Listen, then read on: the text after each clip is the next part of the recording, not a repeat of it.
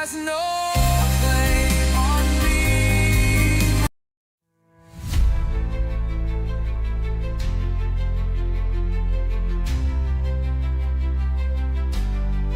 I am love, I am whole, I am peace, I am joy, I am the breath, I am the light, I am chosen, I am known, I am seen, I am heard, I am worthy, I am free, I am safe, I am enough, I am radiant, I am powerful, I am rising, I am healed, I am held, I am whole, I love me, I trust me, I forgive me, I honor me, I believe in me, I remember I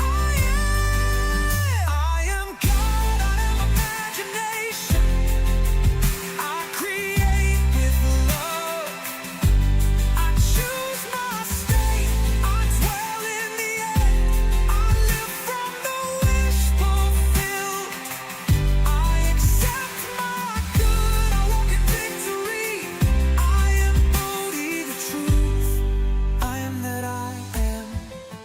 You are love, you are light, you are worthy, you are chosen, you are safe, you are whole, you are forgiven, you are precious, you are divine, you are the radiant, you are the dream fulfilled, you are the word made flesh. We are one, we are the temple, we are the breath, we are the spirit, we are creation, we are eternal, we are grace, we are favor, we are seen, we are known, we are abundance, we are rising, we are redeemed, we are redeemed.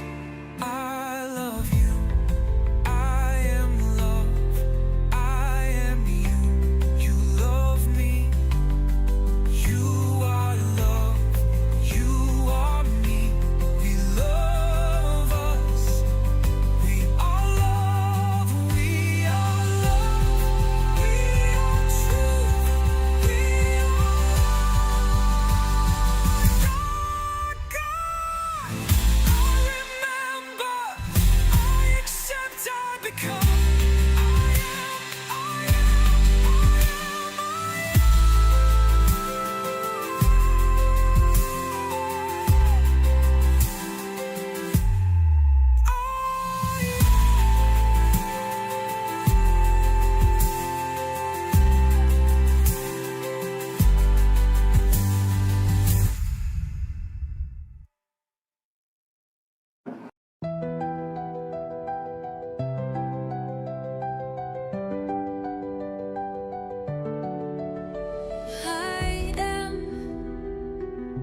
I am that I am. I am the light. I am the breath of God. I am eternal presence. I am the word made flesh. I am the silence behind the sound. I am the stillness beneath all movement. I am love, you are love, we are one, only love is real. I see you, I hear you, I know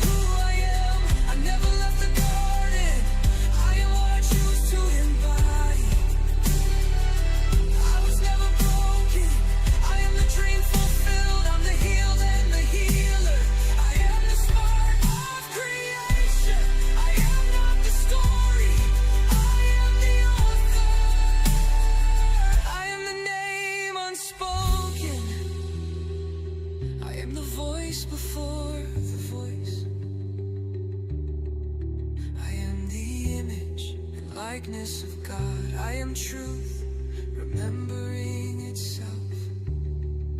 I am not separate, I am one with all things. I am the breath and the fire, I am the return. I am love, I am held, I am whole, I am safe, I am powerful, I am free, I am light, I am love, I am the operant power, I am the word made flesh, I am awake now, I am home,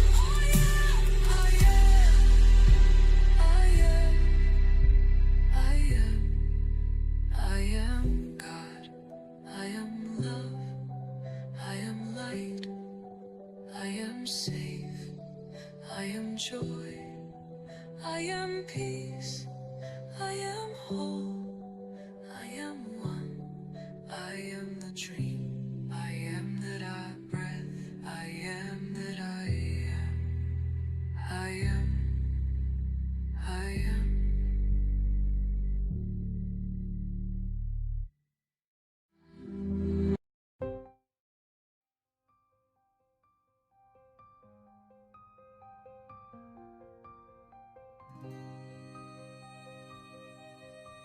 Good morning, good afternoon, good evening, wherever you are. Underneath the great big Astro Dome on this flat earth we call sports field. The baseball field is where we find ourselves today. On a somewhat minor league level, the homeless A's still waiting for their ballpark to be built, their new home. I understand that they don't want to be called Oakland anymore because they are not the Oakland A's, but does anybody else wonder about the same thing that I wonder about? They also don't want to be called the Las Vegas A's, but if they're going to be in Las Vegas, then why do they not want to be called the Las Vegas A's? I'm not quite sure about that. If somebody has an answer for that, please drop it in the chat. I would love to hear from you. It is an extremely wet Thursday morning here in Japan. It's about 7 minutes till 11 in the morning.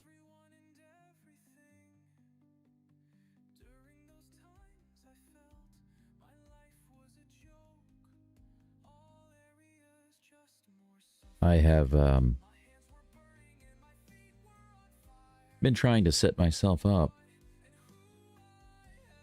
to do some fasting just because my health requires me to do a little extra in order to recover.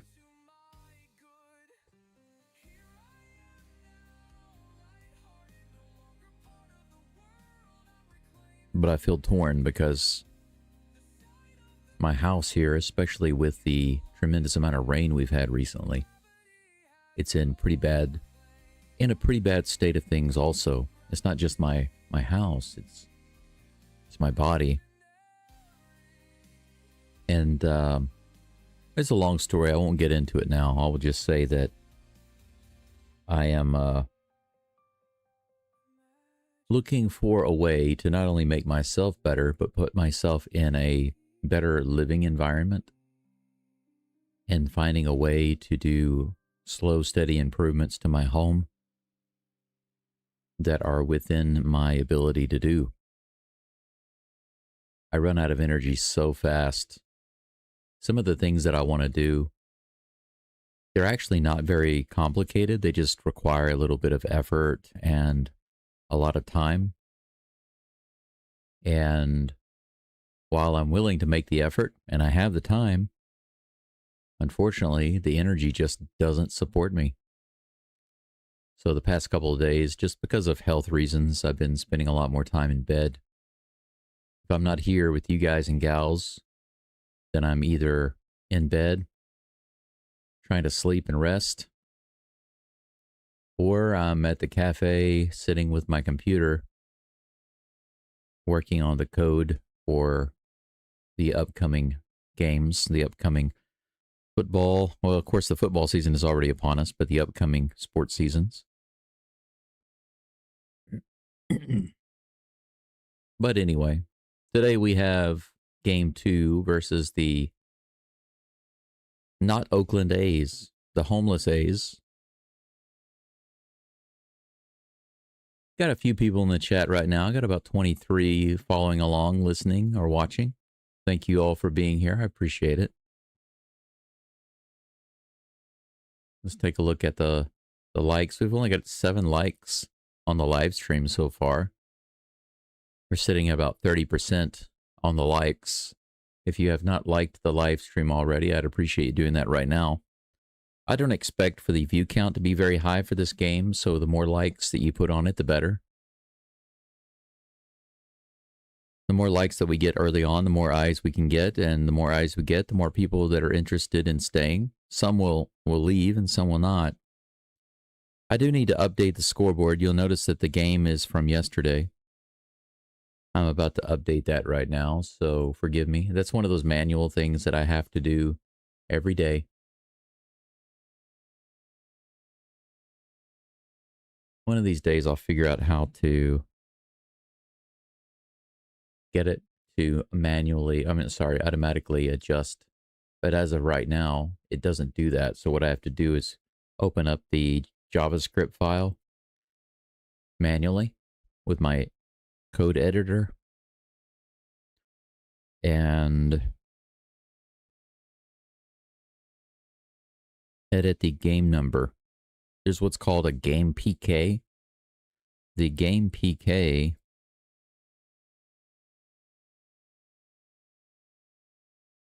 is actually just the game identification number. And I have to change that in the JavaScript. Otherwise, it will pull information from the old game. I just updated that. Now I have to refresh it, and it should be good to go. So let me take a look at my scoreboard right quick.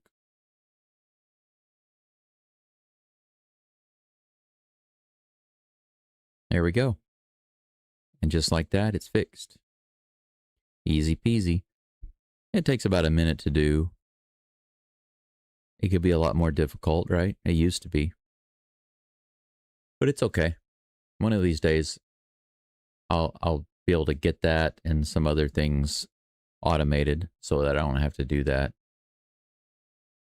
I guess doing it over and over again manually, it helps me to learn it. But once I've learned it and kind of memorized it, how it works, I don't need it to be manual anymore. I'd prefer for it to go automatic. I like to understand things first. That way, if the automatic version breaks, I know how to fix it manually. You know what I'm saying? Anyway, let's take a look at the live chat and see what I'm missing here.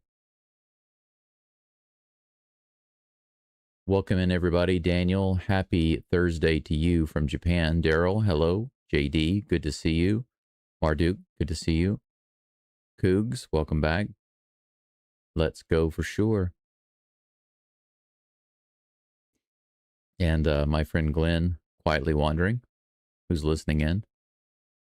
Chat with you later.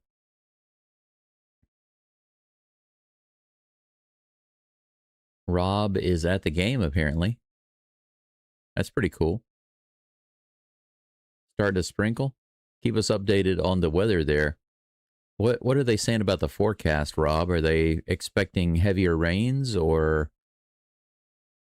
how's it looking to you? Sin City A's. That's right, Daryl. Brian McTaggart, Astros updates. Luis Garcia will undergo surgery. Missed the 26th season. Hader still isn't throwing, but shoulder's healing. Jordan is in the weight room. Is not running yet. I can also give you guys an update about Brandon Walter. I saw the update on him. I can add to that, Luke. Brandon Walter is undergoing the Tommy John surgery right now. So, I mean, maybe not literally right now, but they said that he's now undergoing the surgery. So I assume that it has either already happened or it is happening this week. That's what the article suggested. JD says fasting is actually quite good for you. Yes, it is, but I also have to make sure that I replace my electrolytes so that I'm not basically peeing out all of those minerals that I need in my body. Because when you're fasting, you can get rid of a lot of things that you need, like electrolytes. So I just need to replace those. Hey, Foxabad, welcome back. Good to see you. Good day to you.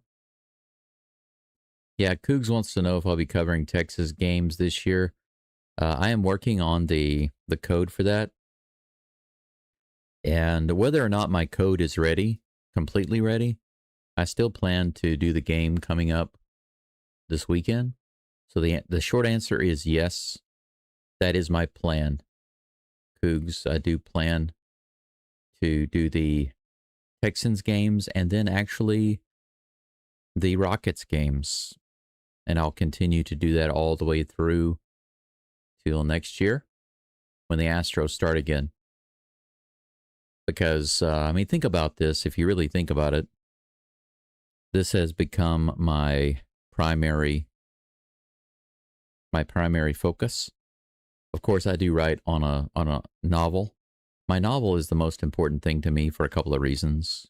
First of all, it's a story that I originally came up with 30 years ago. 3 decades, I haven't completely written it, just written pieces of it. But because my health is so-so at best, I'd really like to be able to accomplish at least that one thing before the end of my life. So it's very important for me. But as far as work, I'm just not able. For a short time, I was considering going back and trying to do some teaching here in Japan. But I just can't do it. My health is too inconsistent. It doesn't allow me the day-to-day steadiness that I need in order to go through the health check, get the visa, and show up at a company 5 days a week. That's basically a 9-hour-a-day commitment just to be at the location. I just can't take that. So for the past several months, I've been all in on focusing on this community and this channel. And while I'm not yet even making enough to cover my basic expenses, it is growing. And I realize that if I stick with it and if I keep going, instead of laying off instead of basically focusing on making videos through the off season, that's just not going to be a moneymaker. It's not going to be enough for my channel to grow. And it's not going to be enough for me to make money. I'll have to stop my channel. So that's what I wanted to tell you. I think I've already mentioned this, but if I am not doing football and basketball, then my channel will pretty much be dead between now and the beginning of the season. And the beginning of the baseball season is also a low time. It doesn't attract as many people. There's not as much hype. You know, there are a lot of games going on. And I just wouldn't be able to financially afford it. But if I focus on Houston sports, the main professional sports, then I can keep focusing on my channel and doing this. You know what I'm saying? So my intent is to stay here and keep doing the pro Houston sports. Darlene is listening in from Hattiesburg. Wow. I've been to Hattiesburg before. Actually, when I was living in Louisiana, we played in a Mississippi league. So whenever we would have tournaments and playoffs, we always went to Mississippi to play. It was a long drive. Yeah, Marduk's right. The Mariners are finishing pretty strong. 17-8 of the last 25. That's nuts. Yeah, too many Tommy Johns. We should change the name of the Astros, right? The Houston Tommy Johns. The Houston Tommy Johns. Sponsored by Houston Medical Center. No problem, Cougs. Thanks for asking. Luke says, I think we can catch Detroit, just need to win. Simpler and truer words not spoken. You are absolutely right. Daryl says, you're doing good. You've come this far. We hope the best for you. Thank you, Daryl. I really did. I want you all to know, for those of you who are like, I only care about baseball, I don't care about those other sports. Well, I understand. It's a fair opinion. And I did take into consideration those of you. I've asked many times about what people would like. So I did take it into consideration. Altuve's at the plate, by the way. First pitch is out of the zone, up and in, and this one is up and out. 2 balls and no strikes. Luis Severino's on the mound for the A's today. Probably going to be calling this game kind of low-key. I'm still suffering in my neck from sleeping incorrectly. That one was almost 2 inches above the zone and called a strike, so we still have the fun from the umpires. What should have been ball 3 is ball 2, strike 1. Here comes the 2-1 pitch. On the outside edge, Altuve takes again, and he shakes his head. He didn't like that one. That one was better. He's still shaking his head. He didn't like that. Yeah, I can see the rain coming down on the field right now. Fouled back on the fastball. Count remains 2-2. JD, there's nothing wrong with that. I was a Houston Oiler fan growing up, and when they left, my NFL spirit was crushed. Low and outside. Full count. It's funny because my friends in Louisiana were upset with me. They were constantly talking about how messed up I was because even though I was living in Louisiana, I was always pulling for the Saints to lose and for the Cowboys to lose. And they were like, how can you be born in Louisiana and live in Louisiana, fouled off at the plate, count remains full, and not pull for the Saints? And I said, well, I've never liked the Saints. I grew up loving the Oilers, you know. And they said, yeah, but they don't exist anymore. And this was before the Texans began their stint in Houston. Here comes a 3-2 pitch to Altuve. That's high, ball 4.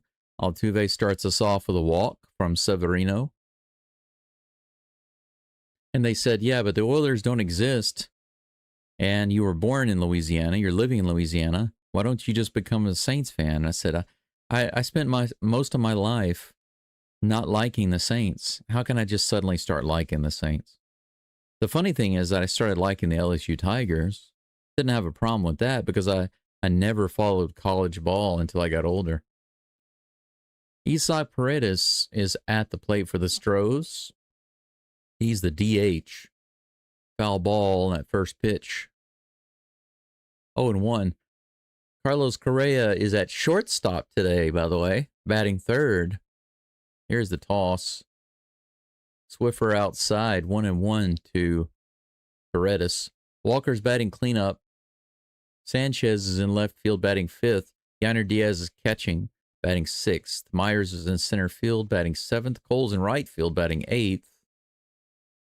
There's a ball hit hard to Wilson. Yeah, and that's going to be an easy double play. Anyone else hits that ball, and it would have been just an out at second base. Nice diving stop by Wilson. But Paredes is not running even half speed right now, so it's easy, an easy double play. Carlos Correa comes to the plate with 2 outs and nobody on. 1 lobster created. 84 miles an hour, low and outside to Carlos Correa. But anyway, that's kind of my NFL story has been ever since the Oilers left. Instead of having a team to root for, I've had a couple of teams to root against. Just always want the Cowboys to lose, always want the Saints to lose. The Aints is what I called them. 96 right in there, fouled off. Count as 0-2.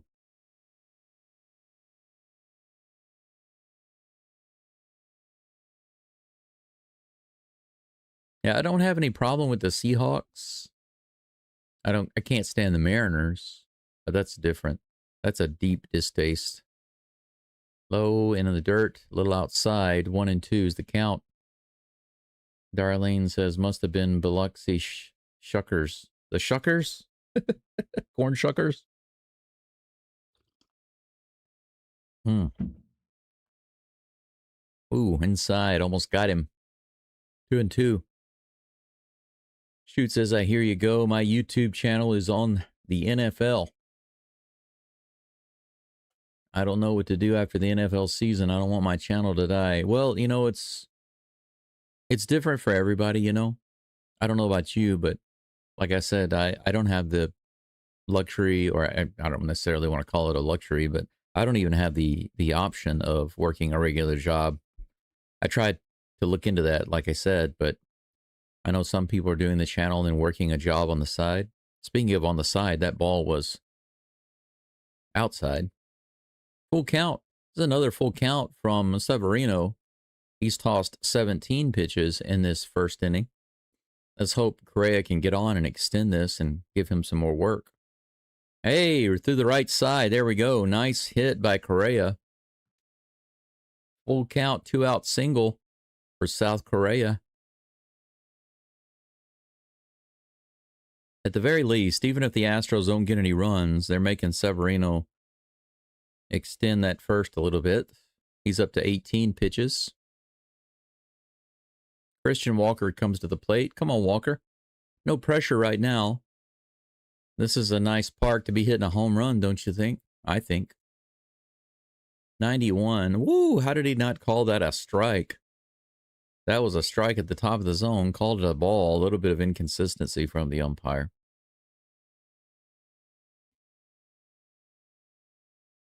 Here comes the toss. 92 right in there. Bounced foul. The count is 1-1. But yeah, shoot 'em about your channel there.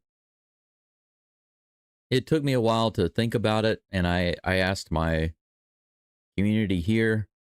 I thought about my health. I thought about my finances and my life here in Japan and my visa, et cetera, et cetera, et cetera. I mean, there are a lot of things that I had to consider, think about what I need to do. In your situation, I'm sure you have things to consider. 84, a little outside on the Swiffer to Christian Walker, 2-1. Correa on first base with a hit, 2 outs, nobody else on. Some light rain steadily coming down, looks like. What in the world kind of a swing was that? 92 miles an hour on that outside edge. And he just kind of slow motion brought the bat around. Like my coach used to say, if you're going to swing the bat, or don't. But don't do that. Swing or don't swing the bat, but whatever you do, don't do that. But I think that there are definitely some other things that you can do to expand your channel. That's strike 3. Walker just decides, you know what, instead of a slow motion swing, I'll just take it right down the middle. Walker picks up his 1,000th strike out of the year, and he sets the world record for not only number of strikeouts in a year, but also percentage of strikeouts per at-bat for 1 year. Those stats that I just gave you may not be accurate, but they are at least accurate in my heart. 1 hit for the Stros in the top of the first. We move to the bottom of the first in just a moment with Hunter Brown coming up on the mound to face Nick Kurtz, Shea Langoliers, and Tyler Soderstrom. It's 0-0. Nothing going on right now. Mark's right. We need to score quickly on Severino. We really should. Bum Phillips. Darlene says, hey, I love the Cowboys. Diehard fan. Win, lose, or draw. I get it. Not every Cowboys fan is a bad person. My brother, my older brother, happens to be a lifelong Cowboys fan, but Darlene, I'm sure you're a nice, sweet lady. My brother is not. He's neither a he's neither a sweet, nice lady nor a sweet, nice man. He's pure narcissist, so I haven't spoken with him in several years. You know, I supported his teams my whole life. My whole family would sit around and watch the Dodgers when they would get into the playoffs, or we'd watch the Cowboys, or we'd watch the Lakers because these were his teams, you know. All of those big market teams, you know, that were considered the best at the time. That's who he picked when he was a kid because, you know, that's his narcissist personality. Once again, I'm not saying that all fans of those teams are narcissists, but I am saying that when you are a child and you live in Houston, Texas, and you decide I'm going to choose the Lakers, the Dodgers, and the Cowboys at a time when all of those teams are like the best, you know, it seems obvious. Hunter Brown's first pitch is a strike at the bottom of the zone, 97 miles an hour to Nick Kurtz.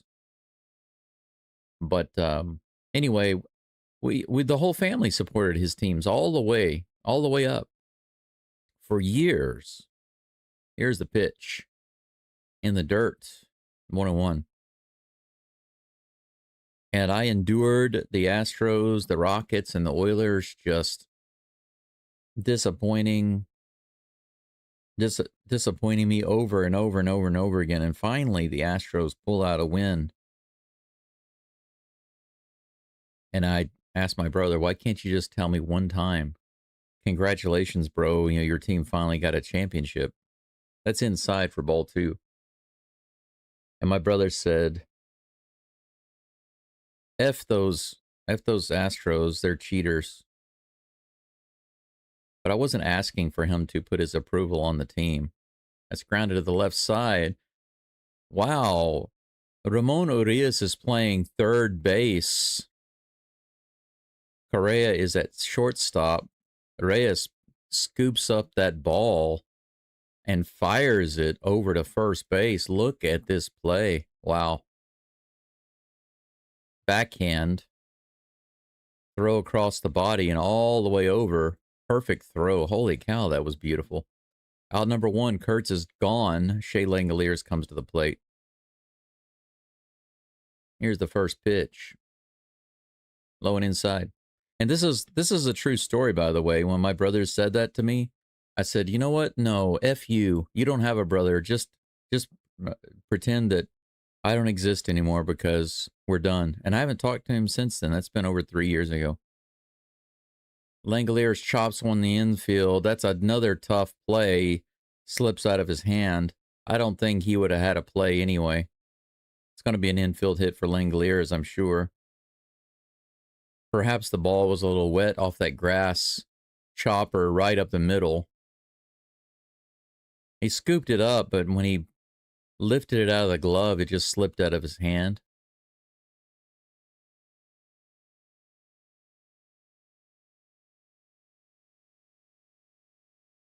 Runner on first with one out.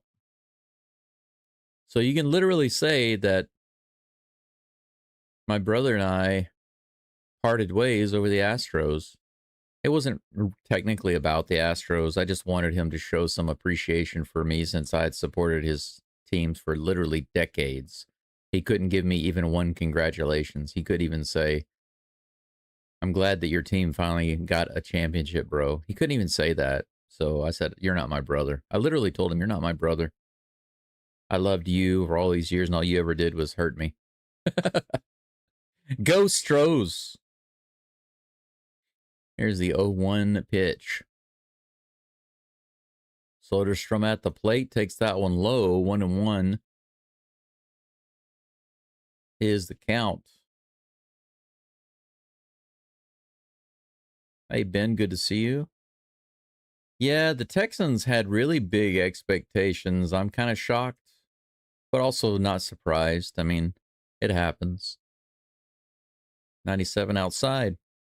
1 ball, 2 strikes. Any team can do that, but, you know, I remember a couple of months ago, everybody was saying, hey, this looks like it's going to be a good year for Houston sports. Astros got a chance. Texans looking good. Rockets looking good. And now everybody's down. It's funny how fast things change. Wow, 96 mile per hour fastball. That had a little bit of movement on it. 2 balls and 2 strikes.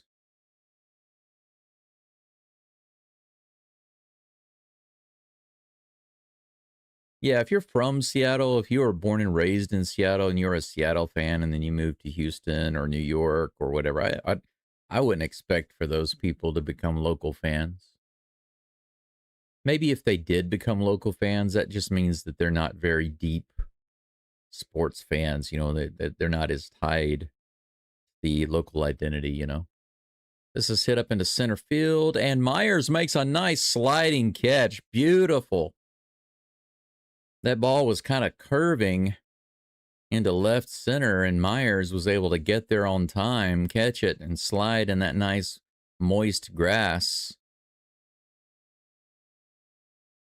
Good job, sir. That'll do, pig. That'll do.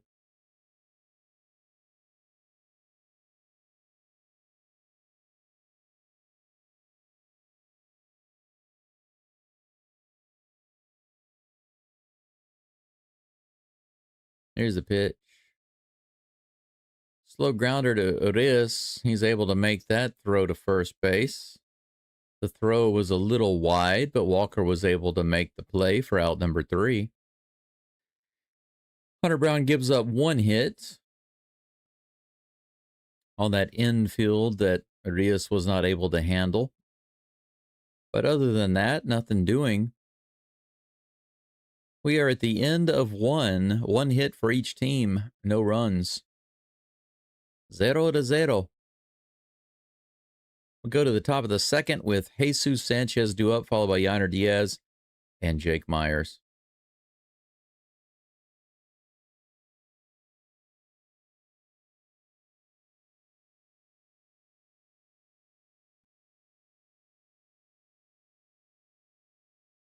Mark, I really wish, if the Texans had been able to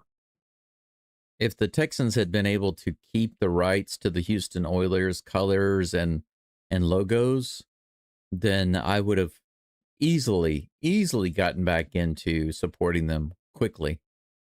But whenever I see the Tennessee Titans come out on the field wearing the Oilers uniforms, it makes me sick. It literally makes me sick. They don't deserve to be wearing those uniforms. There are no Oilers in Tennessee, as far as I'm concerned. So I don't believe that we will ever see the Texans wearing Oilers stuff unless they buy the rights to that. And I just don't think that's ever going to happen. I mean, it would be nice if that were to happen, but I know that it legally cannot happen unless they get permission, they get the rights to it.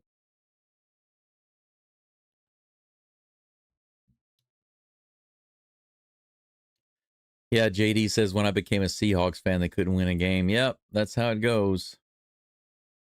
Yeah, JD, you're right. That is blasphemous. How can you say that? Especially, but the thing is, the point was like, I'm his brother, and he knows that I pulled for them for decades, and they never won a championship. Sanchez takes the first pitch on the inside, 96 miles an hour, strike 1. Top of the second is underway. Here comes the toss. 96 up and in, swing and a miss, 0-2.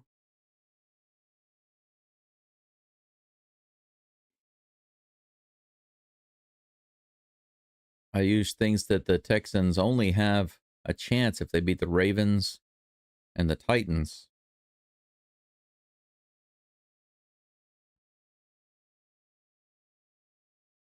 Here's the pitch. 97 above the zone, 1-2. Well, the problem with the Oiler jersey and helmets and all of that stuff is that those are trademarked and owned by the organization that owns the Titans. So it's not about whether it's morally right or ethically right or fair or whatever. None of those things matter. Very easy infield pop to Wilson. Sanchez goes down, and that's 1 out. Yainer Diaz comes to the plate. With nobody on, 1 down. It's just, it's all about legality. Not about would make sense. Not about our feelings. 96 up and in, fouled off by Diaz.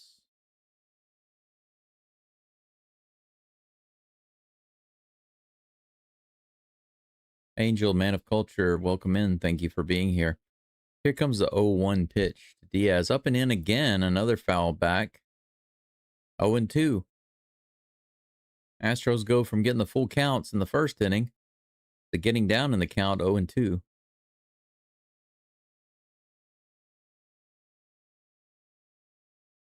Here's the toss. This is a ground ball to Wilson. He fires it over to first base. So a pop out to Wilson, a ground out to Wilson. Looks like the Astros are just putting it all to the shortstop. 2 up and 2 down. Jake Myers comes to the plate.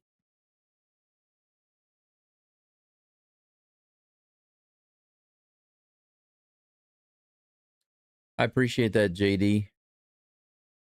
It's not always easy, but everybody who is a Houston fan, who's been a Houston fan for a significant amount of time, understands how difficult it can be at times. Myers hits that one pretty deep to left center, but it looks playable. Thought that was going to be a lot deeper than it was. It got up there and then died. Out number 3. Center fielder takes it in. I think that was Butler. Jacob Wilson will be up in the bottom of the second to face Hunter Brown, followed by Lawrence Butler and Max Schumann.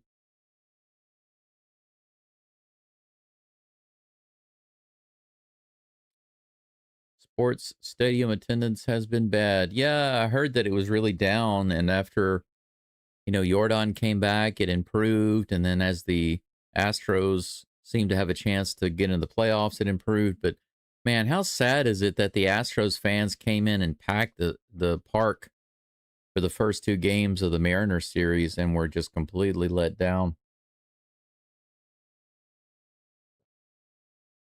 I can't imagine showing up for that game 2, getting tickets and taking my family to go out to a game 2 against the Mariners, and in the second inning, seeing them give up 7 runs. How disheartening would that be?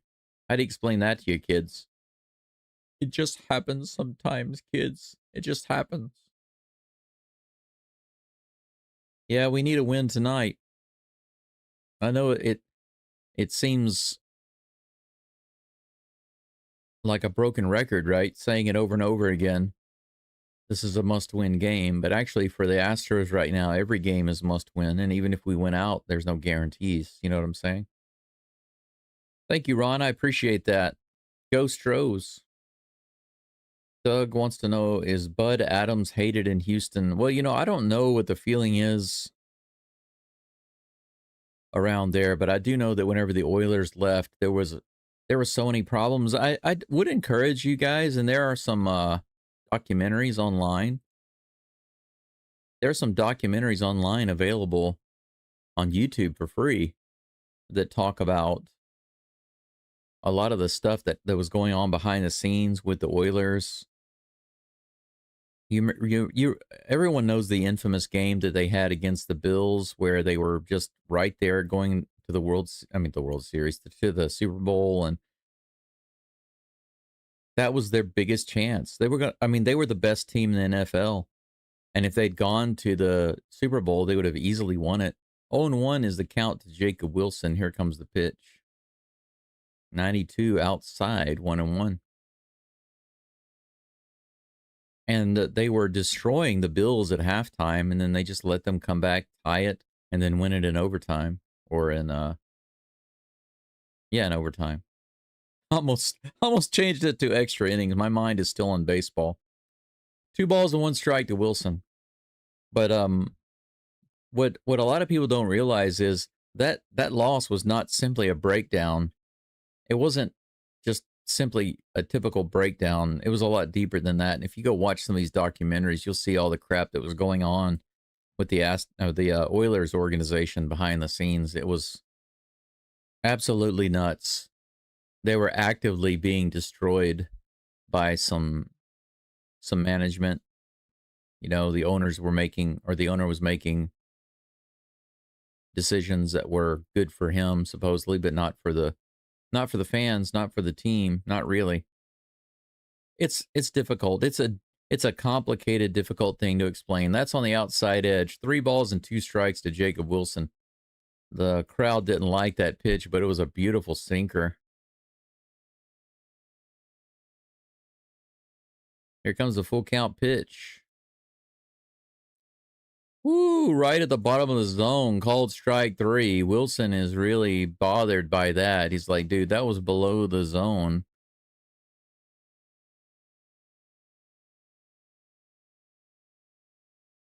It was a little low, that's for sure. It was not in the zone. Yep. It was about an inch below the zone. He was right about that. Came in too low. He thought for sure it was a walk. Should have been a walk, actually. But you know what? We lose one, we get one back. It's fine by me.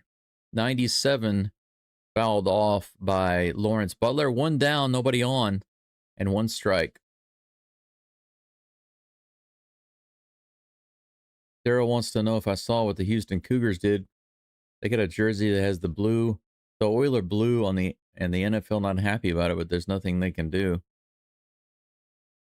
Yeah, I mean, as long as it's not an outright copyright violation or a trademark violation, then they can do whatever they want. I mean, they can put the Oilers baby blue, white, and red colors on there. They can put a stripe on there. 1 ball, 1 strike. Here comes the next pitch from Brown. Butler breaks his bat on a grounder to Correa at shortstop. He's able to throw it over to first, no problem. 2 down. Max Schumann is due up. Now, if they put the Oiler oil derrick on their helmet, then they can't do that. That would be a violation.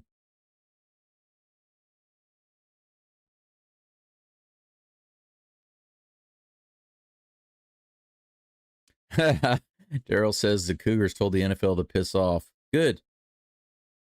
That's the right response. Here's the pitch. Schumann, check swing. That's a strike.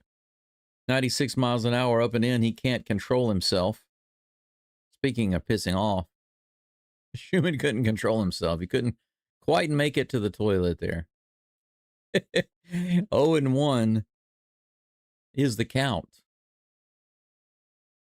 Here comes the next toss. Woo, nice. A little low, but Hunter Brown has discovered, hey, if the umpire likes those low pitches, then I'm going to keep throwing them. They are yelling from the dugout right now. Schumann is cool, but the dugout and the fans are really... So look at him. He's looking over the dugout like, are you talking to me, bro? Let's get this game going. Let's go. That umpire is staring. He gave the death stare to the A's dugout. 97, a little outside. 2 outs, nobody on. 1 ball, 2 strikes. JD says, I hear there are problems in the Japanese economy. Go, any truth that? Well, the Japanese economy has been stagnant ever since the 90s. 97 fouled off. And just so I don't know if you guys know this or not, but a long time ago, you probably know this. The Japanese economy started to boom. It took off like in the 80s. It really just started to take off. It seemed like Japan was going to be #1 in the world. And then in the early 80s, it just tanked, right? Here's the 1-2 pitch. Grounded to Correa again. He scoops it up and fires over to first and gets the 3rd out. Correa looks like he knows what he's doing over there at shortstop. Schumann grounds out for the 3rd of the inning. 3 up and 3 down for Hunter Brown. Looking good so far. We go to the top of the 3rd. We are finished with the first 2 innings. 1 hit for each team. No errors, no runs. Zach King Cole is due up at the plate, followed by Ramon Urias and Jose Altuve. But as far as Japan is concerned, the stock market crashed. The economy tanked. Everything was in disarray. It was a really bad time. But from that time until now, I can tell you something very, very interesting that you might not know.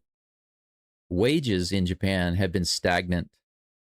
So basically, whatever people were getting paid, like for example, teachers, I came here as an English teacher. I've taught in several different environments, actually.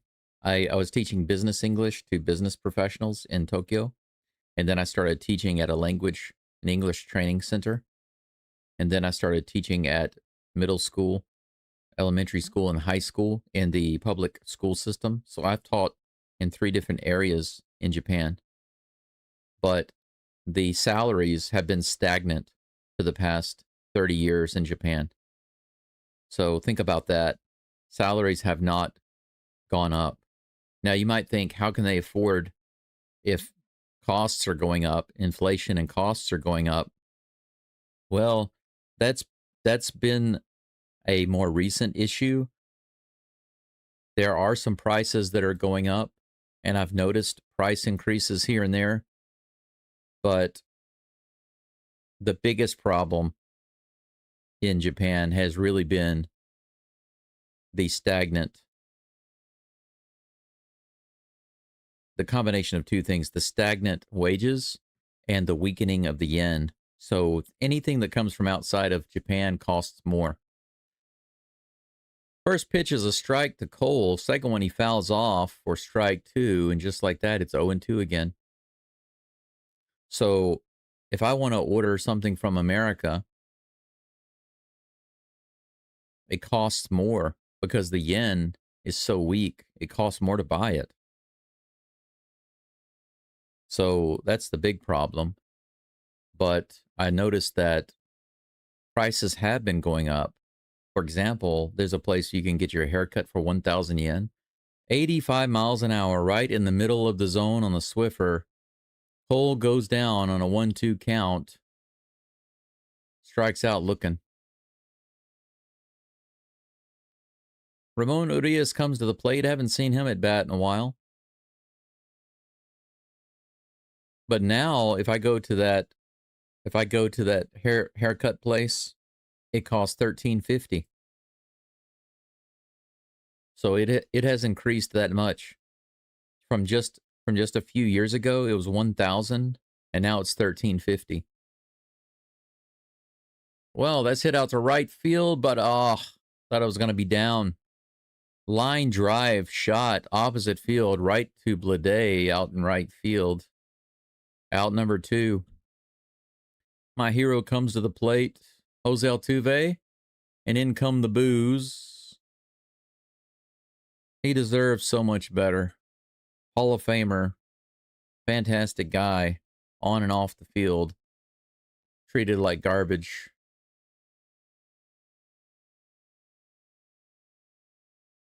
Altuve taps one to the second baseman. It's an easy play. The very first pitch. That one barely came off the bat. Very quick inning for the Astros.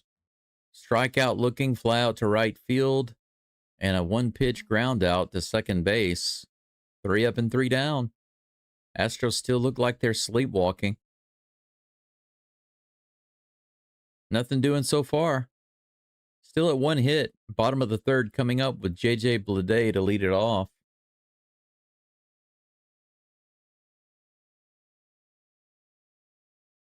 Let's see here.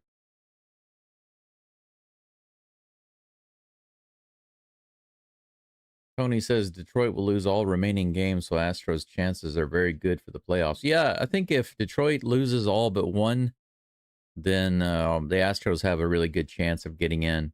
But they're going to have to win. You know, the Astros got to win some games. They need to win. Can't afford to lose all of these. We gotta win at least 4. Yeah, Bud Adams was not heavily liked. I don't have any. I mean, I was not in Houston at the time. I was already in Louisiana at the time they left. But I still remember the last game that I saw of the Oilers was actually in the Superdome.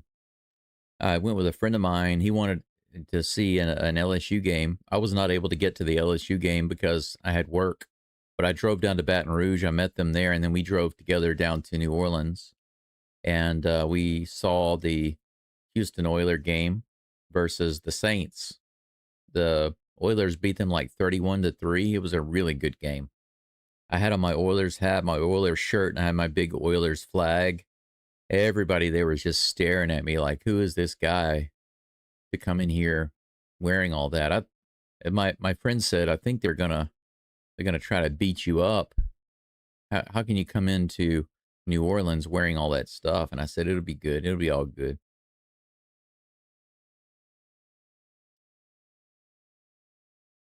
But not too long after that, they left. One ball, no strikes to J.J. Bleday. Here comes the next pitch from Brown. 87 at the bottom of the zone, swing and a miss. 1-1. Mark says there was a question earlier about why the A's or Athletics don't use Las Vegas. From what I've seen, research is the new owner wanted to keep the A's name.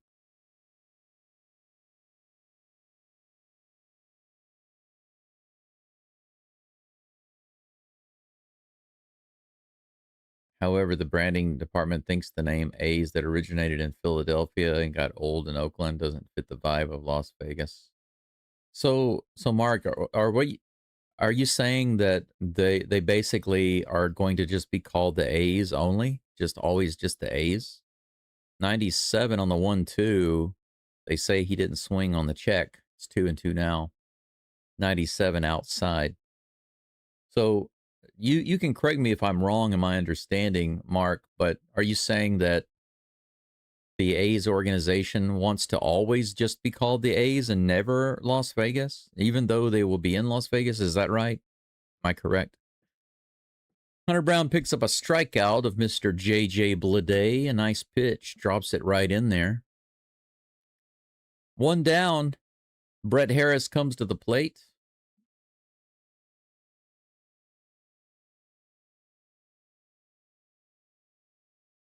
Here comes the next pitch. The first one to Brett Harris up and in. Could have been a strike on that corner, but called the ball. 1-0.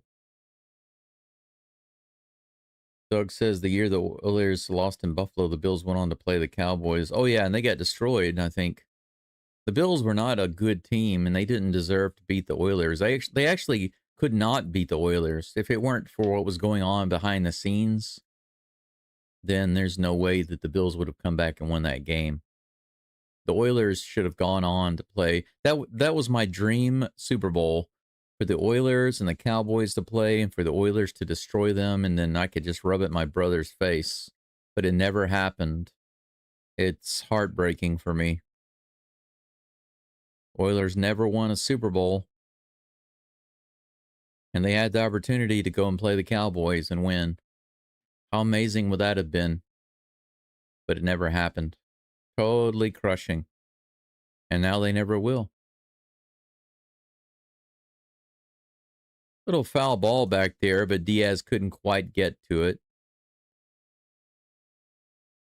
2 balls, 1 strike. Here comes the toss to Harris. 97 inside, fouled off. The count's even, 2-2.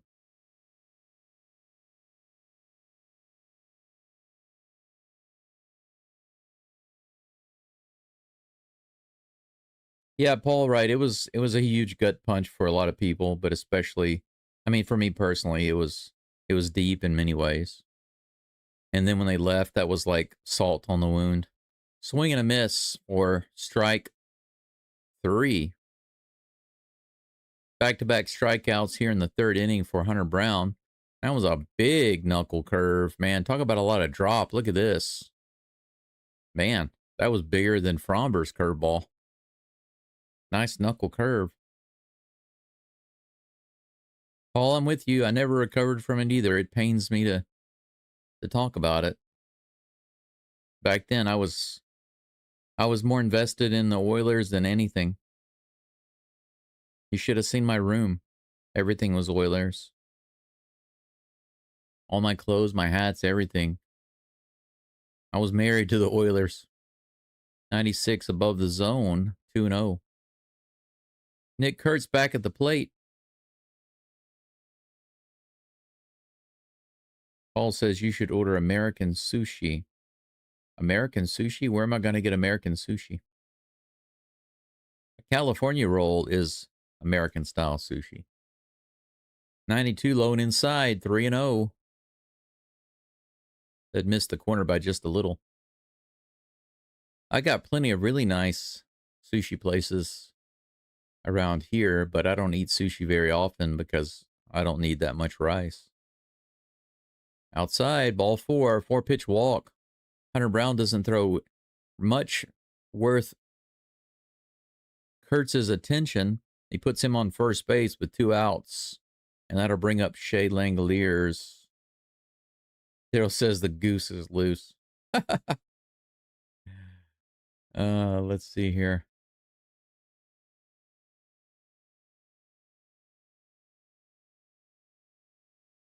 The Outlaws, the Vipers, the Jokers, the Phantoms for what?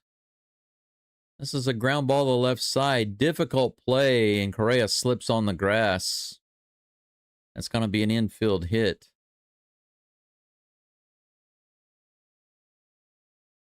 Correa was able to get the ball with the backhand, but lost his footing and slipped on the grass.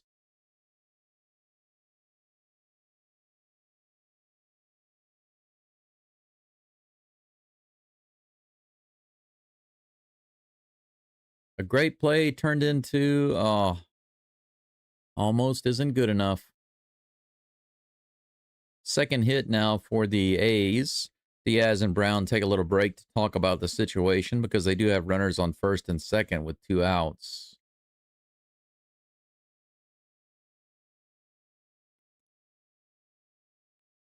Yeah, shrewdly, you're right. But I would add to that, just as an addition, that several other players need to do the same thing.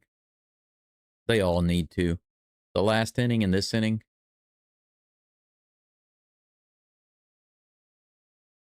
the Astros got quickly into 0-2 counts. So everybody's doing it right now. But you're right. I agree. Altuve needs to take it easy. If he can, you know. But, you know, it's like they say, though. Altuve didn't get to where he was at by just taking it easy. But he might have to adjust his game a little bit as he gets older, you know. Strike one right down the middle to Soderstrom. Here comes the next pitch from Brown. 98 miles an hour, fair ball. That's going to score a run. Kurtz is going to score easily.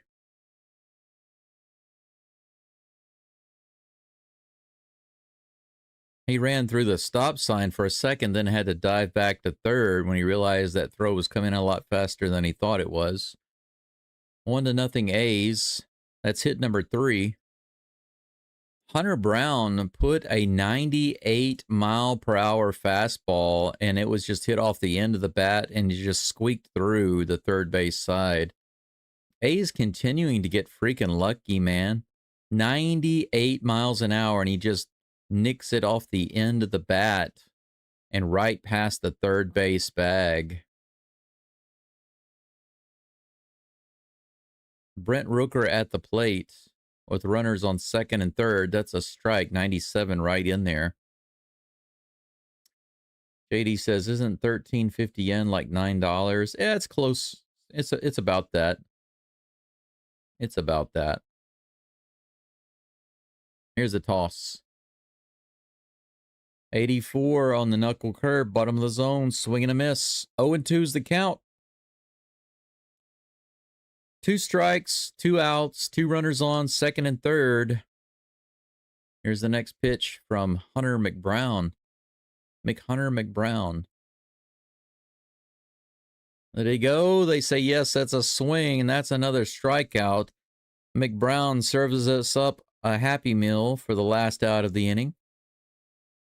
A Happy Meal. I love this commercial right here because the girls that come in are so cute.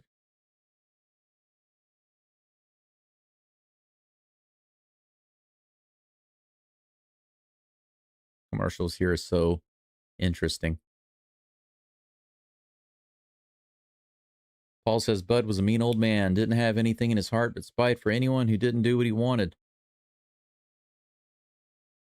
Yep, difficult to deal with people like that. He and the mayor of Houston were bitter towards each other, and it cost the city the Oilers. Yeah, it's sad because I mean, you think about it, the team is literally named after the city. So whenever you take the Oilers out of Houston, it's like taking an organ, you know. I wouldn't say the heart, but it felt like that at the time. But it is like taking an organ and then having to recover from it, but never really, just like what was said earlier, never really recovering from it.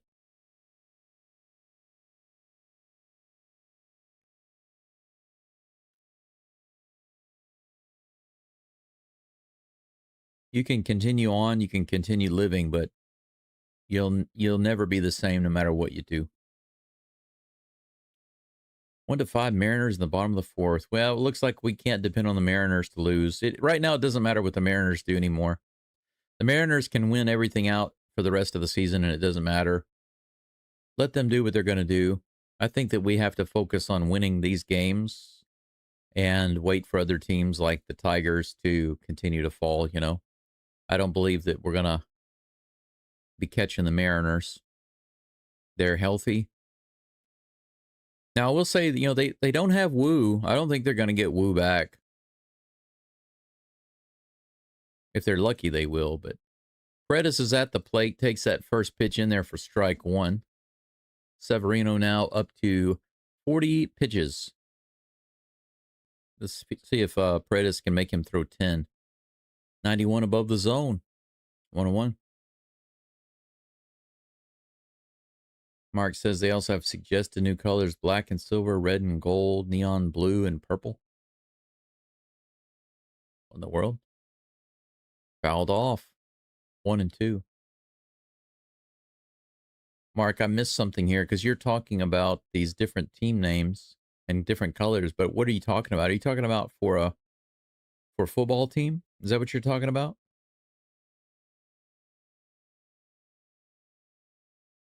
Here comes the 1-2 pitch to Paredes. A little far inside. 2 and 2.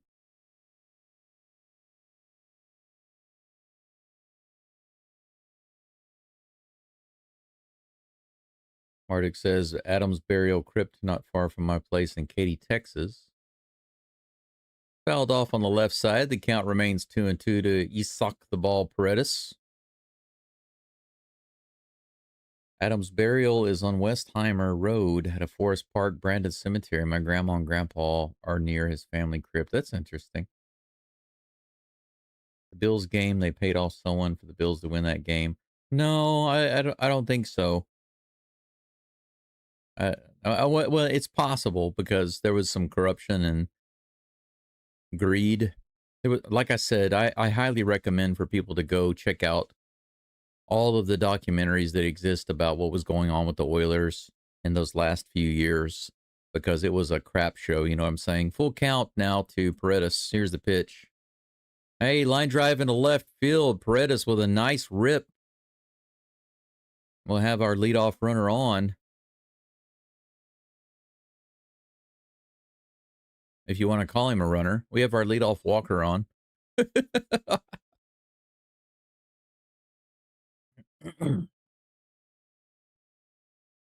Carlos Correa comes to the plate. They are showing some clips of the 2-1 win over New York, ALCS Game 2, where he hit a homer off of Severino.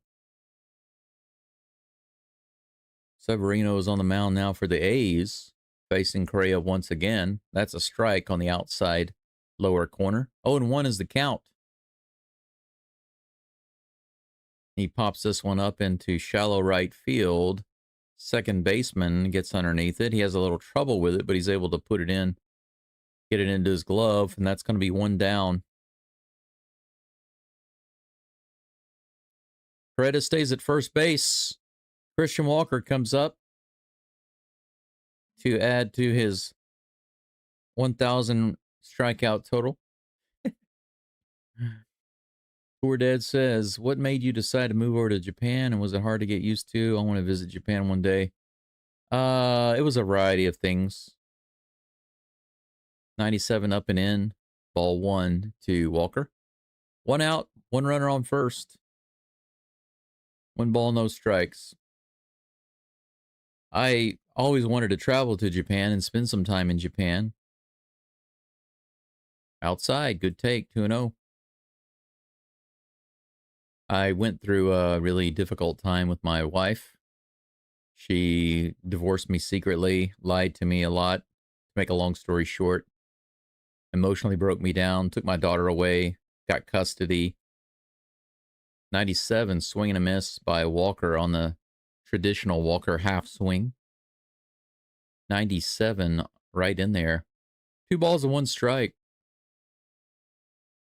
There were a lot of other things that happened, but I went back to university, got my degree, and left. This is tapped on the left side. No play at second. Paredes gets to second base. 2 down with that throw to first base. Walker grounds out. You know, whenever Walker is doing anything, whether he's standing or batting or walking or even running, it looks like he's putting in the most minimal amount of effort. It's just his body language. Even when he was walking after he got thrown out, walking from first to the dugout, he was walking like minimal effort. Big hack by Sanchez on that first pitch. 0-1 is the count with 2 outs. Paredes on second base. Buddy Sanchez at the plate. Jesus Sanchez. Buddy Sanchi.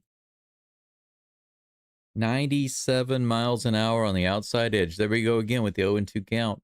But anyway, I didn't know anybody in Japan, but I had a friend of mine's older brother was doing business in China, so I went there first. Now I went to Japan for a week to spend time before I went to China, but I went to China and I taught for a while and I worked there. Check swing. He did not go. 1 ball and 2 strikes to Sanchez. While I was in China almost 7 years, I traveled to Japan more than a dozen times, all over to many different cities. And every time I went back to China, I was very depressed because I wanted to stay in Japan. I finally found the right time and opportunity. 98 miles an hour, struck him out looking on the 1-2 pitch. 98 on the inside. Sanchez just stood there watching it. Zach Cole style. Christian Walker style. Another strikeout for Severino. That's 4 strikeouts for him, I believe. Hunter Brown has 4 strikeouts as well. That's it for the top of the 4th. The Astros with 2 hits and no runs. Another lobster stranded.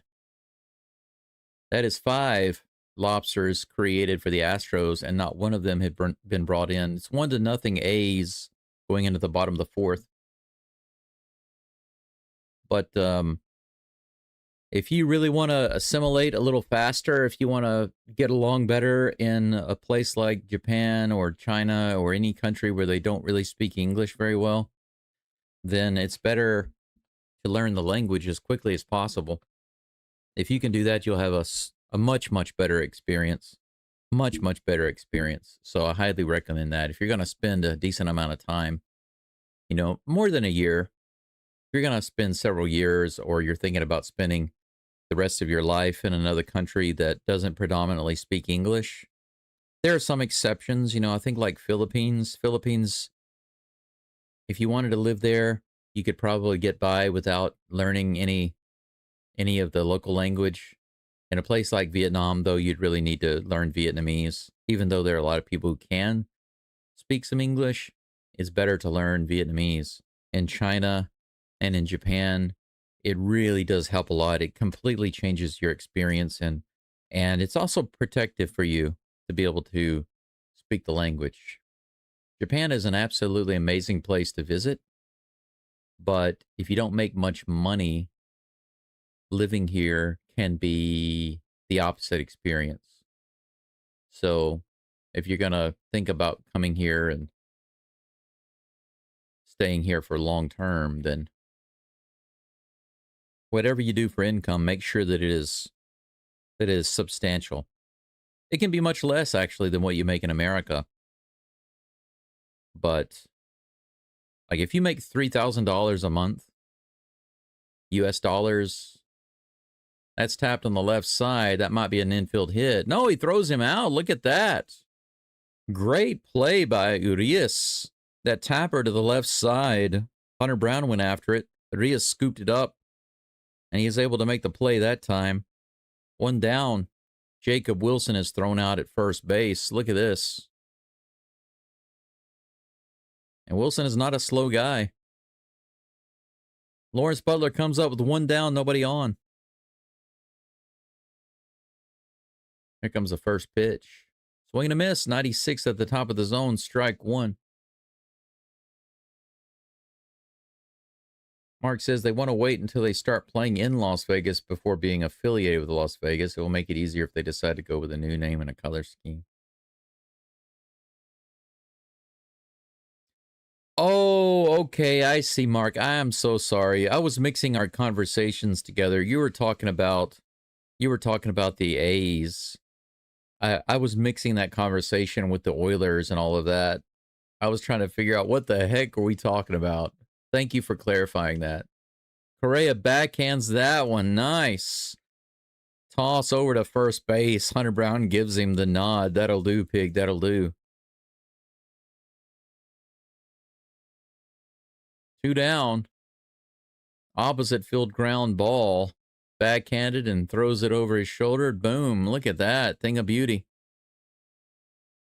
JJ Bleday. No, Max Schumann is due up next. Bleday on deck, but he might not get his opportunity. Knuckle curve on the inside. Strike one. Marduk says Houston fans didn't fight super hard like they did in Cleveland. It became a pride issue. H-Town was like, screw you, bud, get out, as the saga went on. Yeah, I feel like it just... They got tired of all the drama. This is hit out into right field. Cole floats back and gets it right at the edge of the warning... right at the beginning. Right at the edge of the warning track, and that's 3 up and 3 down for Hunter Brown here in the bottom of the fourth. So Hunter Brown, once again, is doing his job, and the Astros bats are asleep. How many times have we seen that this year? I could actually probably, I say probably, I could literally go back and easily take a look at all of Hunter Brown's outings on the mound this year to determine how many of those games did he give up just 1, 2, or 3 runs max, and the Astros lost. They lost. You can't tell me that hasn't hurt his bid for a Cy Young award, you know? And it's not his fault. Not his fault at all. That would be the Astros bats' fault. No run support. JD says Seattle has some fantastic sushi. I'm sure that they do. Seattle has fresh fish, that's for sure. But trust me, when it comes to sushi, I'm in the right place. Let's see here. Jeffrey says the Astros are a half a game behind the Tigers and 2 games behind the Red Sox. Luckily, they play their last 3 against one another. All we need to do is win our games.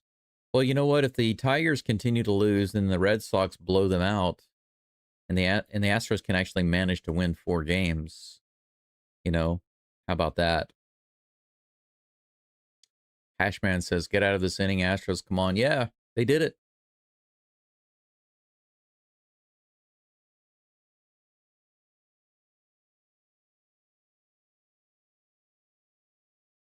Travis says, I could never get into football, even during the Oilers days. I just found it repetitive and boring. I've only ever liked baseball.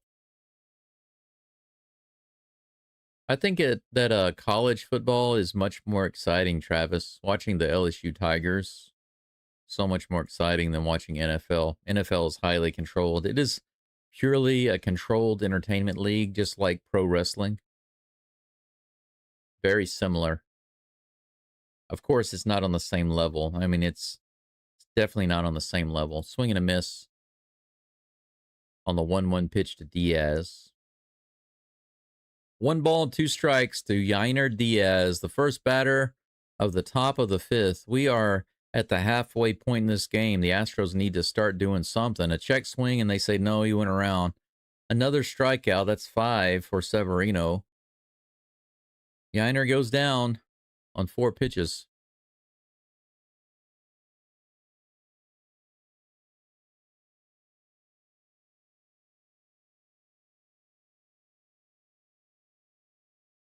Jake Myers is due up. First pitch is a little high, ball 1.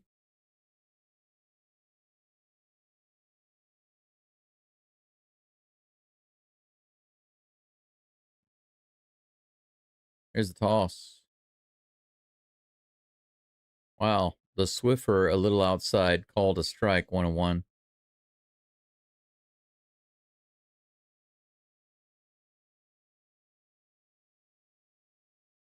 Here comes the pitch.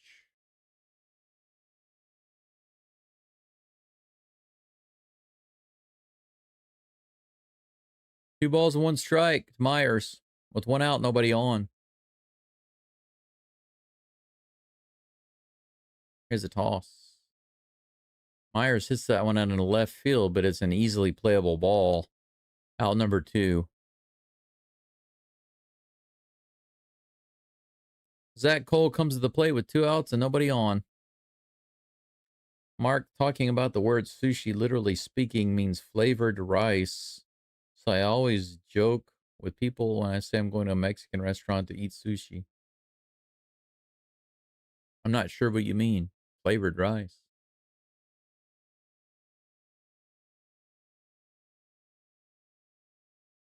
Change up to Zach Cole is high for ball 1. The count is 1-0.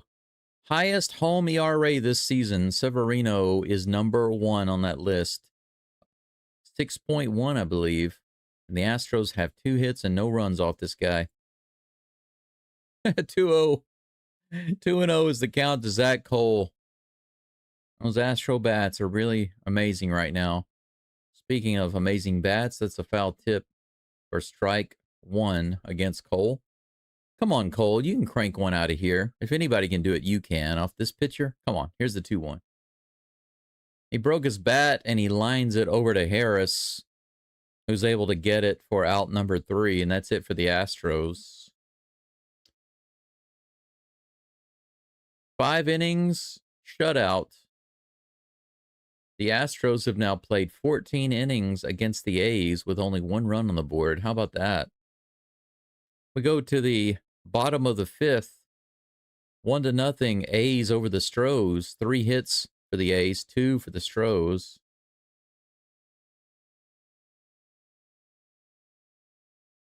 Let's see here.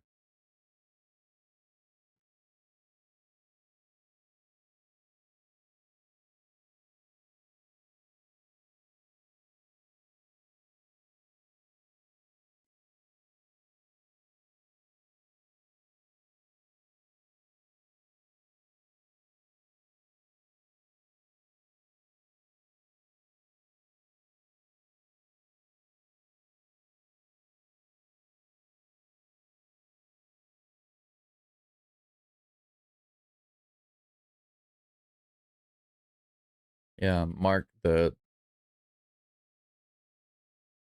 you're talking about the meaning of sushi, are you talking about like in another language, like in Spanish or something? I don't know, because that's not the meaning in Japanese. Anyone remember the last time the Astros had a lead? That's a good question. Against the Rangers? Yeah, it was against the Rangers because they never had a lead against the Mariners, and they haven't had a lead. They've been tied against the Mariners when it was 0-0, but against the Rangers in the last 4 games and today so far, they haven't had a lead at all. Marduk, I hate to give it to you, but I will give you the lobster update. I will give it to you since you asked. 5 for the Astros and 4 for the A's.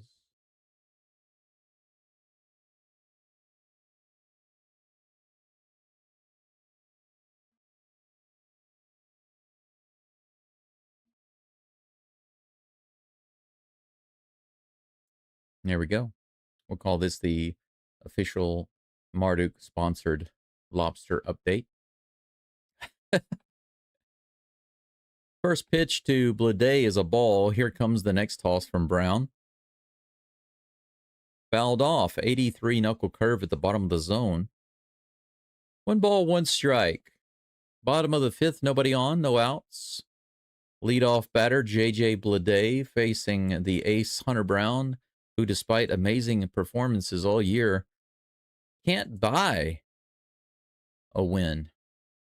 In the dirt, 2 balls and 1 strike. Ben, don't walk away. Don't walk away. Here's the pitch. That's hit into center, but fielded by Correa. It was not hit very hard. It looked like it was going to be put into center field for a hit. But Correa was actually able to get over there, close the gap, and snatch it before it got into center field. Throwing off his back shoulder. Great play there. 1 down. Brett Harris comes to the plate. 1 out, nobody on. Yes, please click that like button. I appreciate that. 96, the very first pitch, and fouled away by Harris. 0-1 is the count.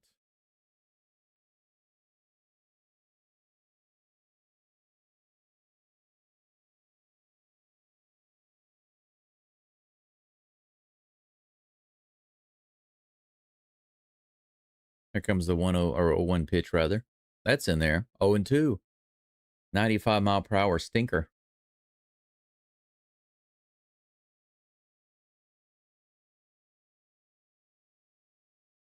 Well, I don't have to focus, Hashman. I don't have to focus on winning tonight's game. I just have to focus on calling the game. But yes, the Astros should be focused on every pitch, every at-bat. Not just the game, but every at-bat, every pitch, every moment. 97 above the zone, 1-2 is the count to Harris. Absolutely. Let's win the last games. Here's a pitch. 1-2. Nice knuckle curve, but he didn't go after it. That was a good pitch. 2-2. Tommy wants Homie. Yes, he does. Not right now. Maybe in the next inning. Maybe in the top of the 6th. But yes, I agree. Here comes the 2-2. Another knuckle curve, but that was way up and in. Full count. JD says Seattle media said Wu will be fine for playoffs. Who knows? I don't believe any of that. Whether he is or not, to me, is a coin toss. I don't believe anything that they say about those injuries. Here's the pitch, the 3-2. That's in there. Grounded right through the middle. Sanchez can handle the ball cleanly, and so Harris extends it into a double. So he gets a single and he extends it when Sanchez bobbles the ball out in the left field. I don't know what happened there. We'll take a look at it. Wow. Just rolled right off of him. Maybe it bounced off of something right before it got to his glove, but it just rolled right up off his glove and off his arm. Now we have a runner on second with 1 out for Nick Kurtz. Woo, that pitch was outside but called a strike. A little generous there, but we'll take it. Get 1 back.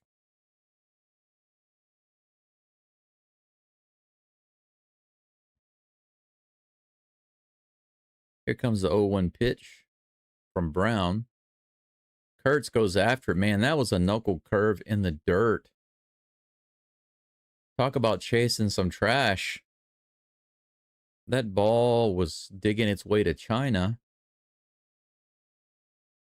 Man, it went almost straight down.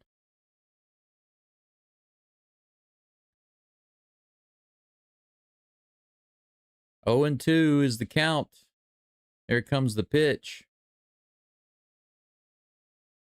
96 high. 1 ball and 2 strikes. Oh, you're talking about the A's. Gotcha, Mark.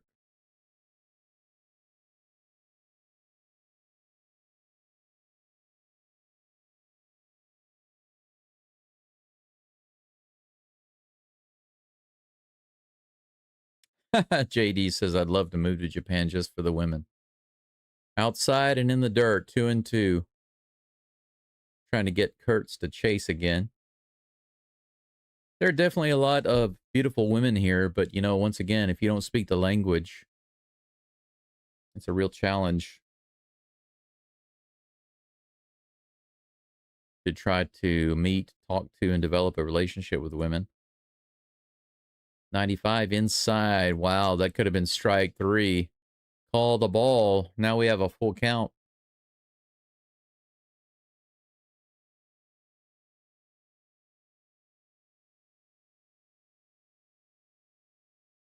Yeah, Luke says Sanchez batting 5th. I don't know what Joe's doing with the lineup. Well, Christian Walker's batting cleanup, so explain that.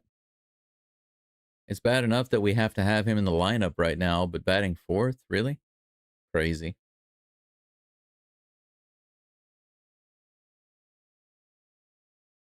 Yeah, that's sad to think about. The Astro World amusement park closed down, has been demolished. That's sad. Very sad. Those are good memories for me. Here comes a full count pitch to Kurtz. He tries to get him to swing again, but he doesn't. So Hunter Brown gets a couple of strikes on Kurtz, and then he just starts playing around, throwing him a bunch of trash, thinking that Kurtz was going to go after it again, and he didn't. So he just walks him. Again, that's 2 walks for Kurtz today. Runners, 2 runners on. First and second with 1 out. Josh Miller's going to come out and talk to Brown. I don't think that Brown is out of control here. I think that he was just making bad decisions on his pitches. That's what it looked like to me. But taking a break here is probably okay. He's up to 69 pitches, 40 in the zone. Shea Langoliers is up with 1 out, 2 on.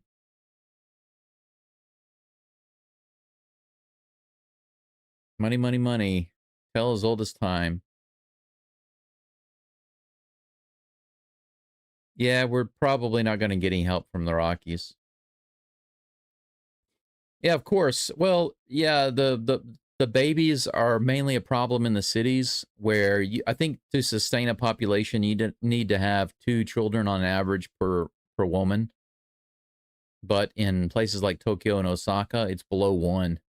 It's primarily the big cities, the medium to large size cities that are the problem. 95 below the zone or at the bottom of the zone. The rain is really starting to kind of come down here. 0-1 is the count to Langoliers.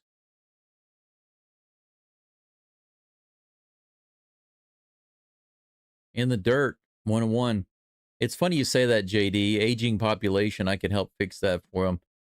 That joke has been made by a lot of people. They're like, I'll come to Japan and help them with it. Well, yeah, well, if you got money, you could do that. If you got good money, if you're making good money and you can buy a nice place and you can buy a couple of nice cars and, you can provide for your family, then for sure you could definitely find a woman here and have several kids. You could do that. This is hit out into right field, and that's going to be all the way out to the wall. It's going to score at least 1 run. It's over the wall. Ground rule double. Langoliers has a ground rule double. We have runners on second and third. It's 2-0 A's. Ryan says Hunter has to be bottom 5 in run support as a pitcher. Probably so. The one guy who deserves it most, right? He deserves the run support more than anybody.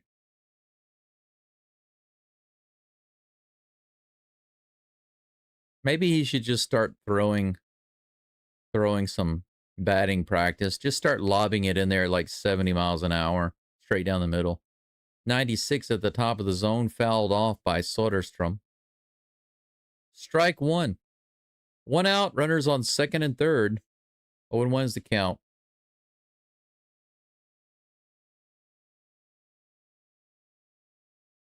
You feel sad for the A's fans? Yeah, the whole situation hasn't been good. Gregory, welcome in. Good to see you. Gregory says Mariners got the division. The Astros have the silver boot. Yeah, that's right.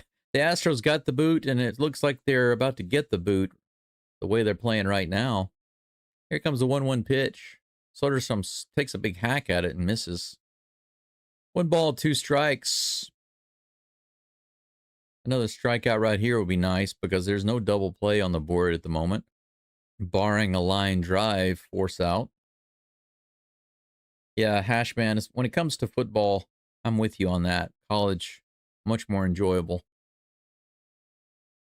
The only thing I don't like about college ball is that if you expect for your team to have a chance to get to the college football playoff, there really is a small margin for error, right? Here's the 2-2 pitch. Swing and a miss. There we go. Hunter Brown gets the strikeout. That's exactly what I was gunning for right there. Now we have 2 down with runners on second and third. This is much more manageable.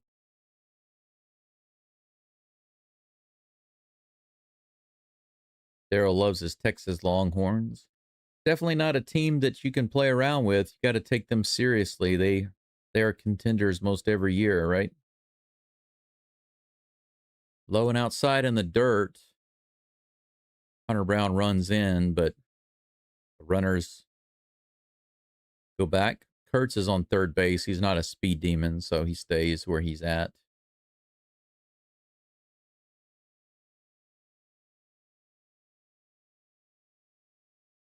Yep, Eric, that's one of the things, clean, quiet, and safe everywhere in Japan, except that's ball 2 to Rooker. Outside, 2-0, with 2 outs and 2 runners on second and third. When you go into the stores in Japan, they are too loud. The stores are too loud. They've got advertisements blaring all the time. It is annoying. That's true. 88 miles an hour, low and inside. Strike 1, 2-1.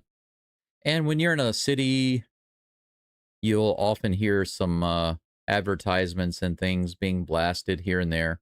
There are trucks that drive around blasting advertisements for bands and new CDs that are released, new albums. That's going to be another run scored as Rooker comes in. Sanchez mishandles it again, and another run comes in. Holy cow. That's 2 mishandled balls by Sanchez, and instead of the A's being up 3-0, they're now up 4-0. Kurtz and Langeliers score. I don't know what Joe Spada was smiling about just now, but maybe he's got a bet that we don't know about. Rooker hits it into left field, and Sanchez, look at that. He tried to scoop it up and throw it in quickly, but 4-0. Jacob Wilson at the plate takes the first pitch at the top of the zone. Stephen Oker now warming up in the bullpen for the Stros. 0-1 is the count with runner on first. 2 outs. Here's the pitch. 94, low and inside.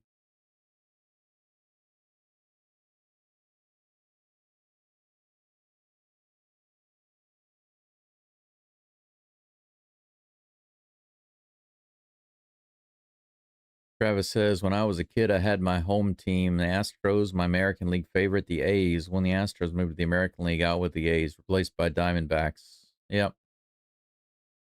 Ashman says, I don't see us scoring even a run this game. I don't know what we're doing. It feels confusing, doesn't it? How can a team with this many stars and so much talent be playing like this? It's mind-boggling. Here comes the 2-1 pitch. High, 3 balls and 1 strike now to Jacob Wilson. Hunter Brown about to walk another batter on base. Hunter Brown is up to 85 pitches now, and he still hasn't managed to get himself out of the 5th inning.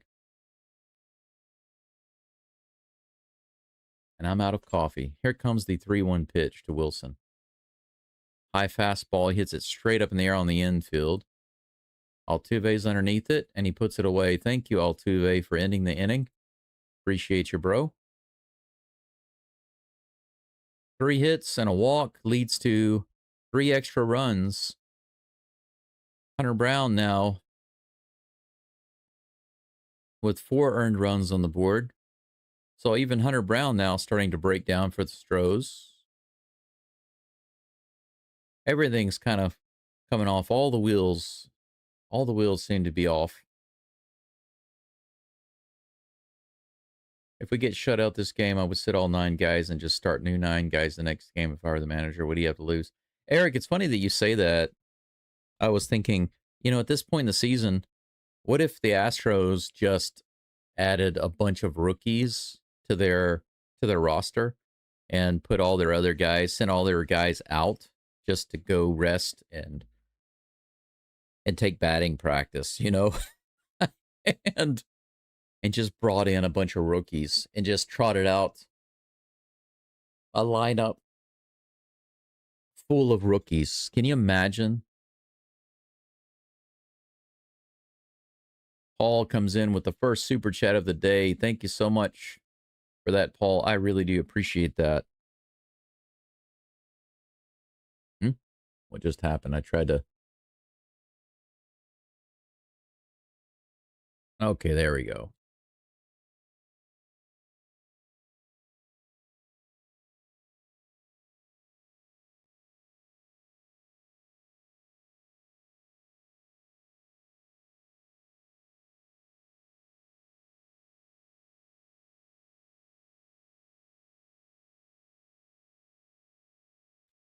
Yeah, Paul, thank you so much. I'm going to call that the tough love super chat. I feel you. I really wanted Altuve to get closer to that postseason home run mark, too. I was really expecting that to happen, but right now,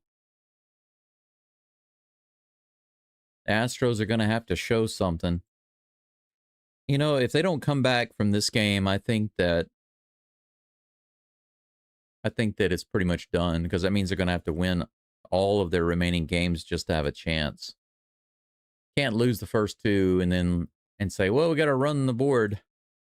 You got to run the board in the last 4 games after losing 5 in a row? Probably not. Probably not. Here's a pitch. 86 miles an hour, grounded over on the left side, and they throw him out at first base.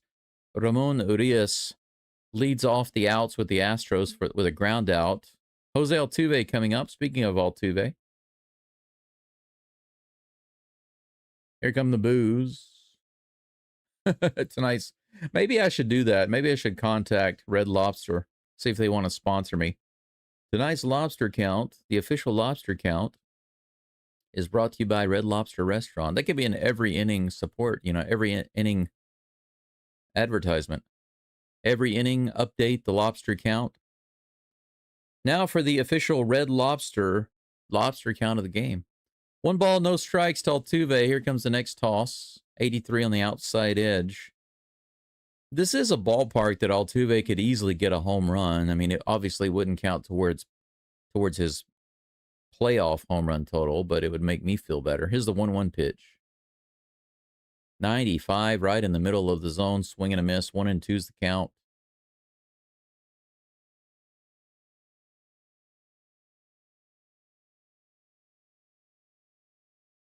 Shoot'em says, do you see the Astros making any coaching changes? They might have to, at the very least, just for appearance sake. I think that the Astros fans are going to demand it. This is hit up the middle. It's going to drop. No, the second baseman is able to float out and get it. It didn't have enough beef on it. And that'll be 2 up and 2 down on that line drive fly out. Isak the ball. Paredes comes to the plate with nobody on and 2 outs. Mark says Hunter Brown is 12-8 this year, and in 9 of his starts, the Astros have scored 2 or fewer runs. That's nuts. 96 above the zone, fouled back for strike 1.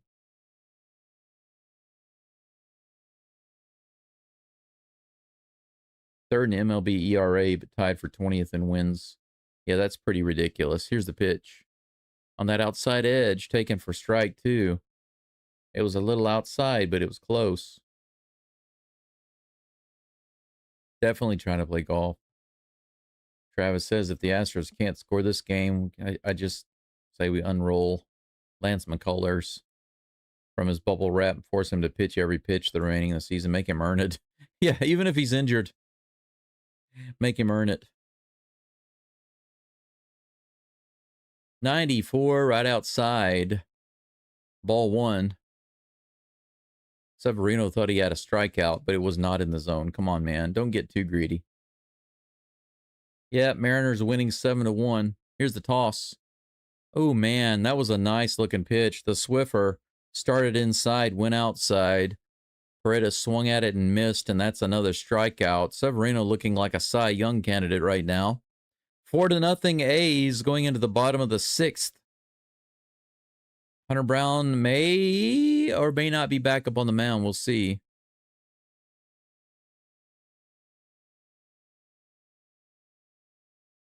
Yeah, you're right, Eric. He says that Brown probably feels like he has to be absolutely perfect every pitch because being down 1-0 feels like being down 4-0. Yeah, it really doesn't matter, right?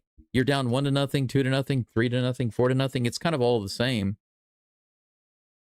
It's got to be stressful when you're like, man, with this offense, if I give up 4 runs, we're toast. If I give up 2 runs, then we're lucky to win. But if I give up 4, we're absolutely toast. We're done.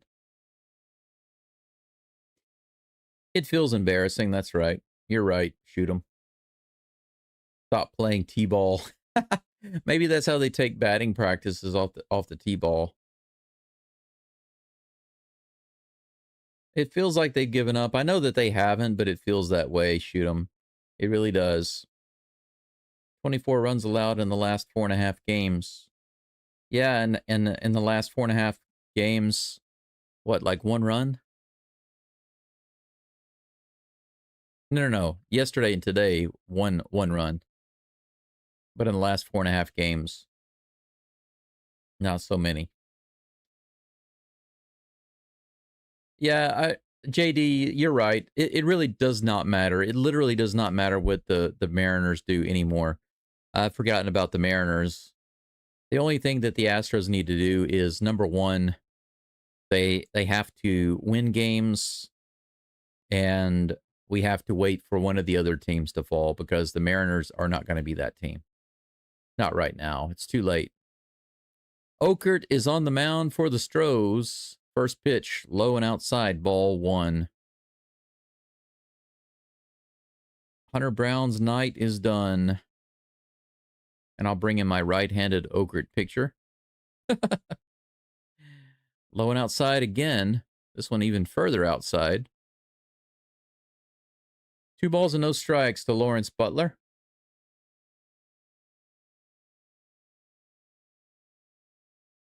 Mark, trying to avoid the negativity. I can't blame you. Asking everybody to just say things positive. Check swing. They say he doesn't go around. It's 3-0.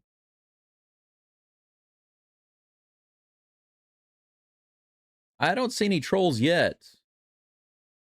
I don't see any trolls in the chat right now, believe it or not. Maybe they got most of it out of their system yesterday. 91 in the top of the zone. 3 balls and 1 strike to Butler.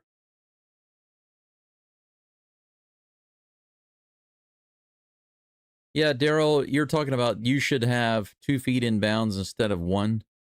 I don't know if they should do that or not, because they also have the tackle rule, right? Like or the touch rule. In college, if your knee or your elbow goes down on the grass, then you're down. Nobody has to touch you. This is hit high in the air to right center field. Cole is back on the track. Close to 380 feet. He puts it away. Butler gave it a ride, but that's out number 1. Max Schumann comes to the plate. There are some college rules that are different than the NFL rules, but some of those rules are in place to kind of protect the players, to make it a little less likely that they will be injured, which I think is funny considering how the game itself is all about injuring each other, basically. Here's the pitch. That's hit into left field hard.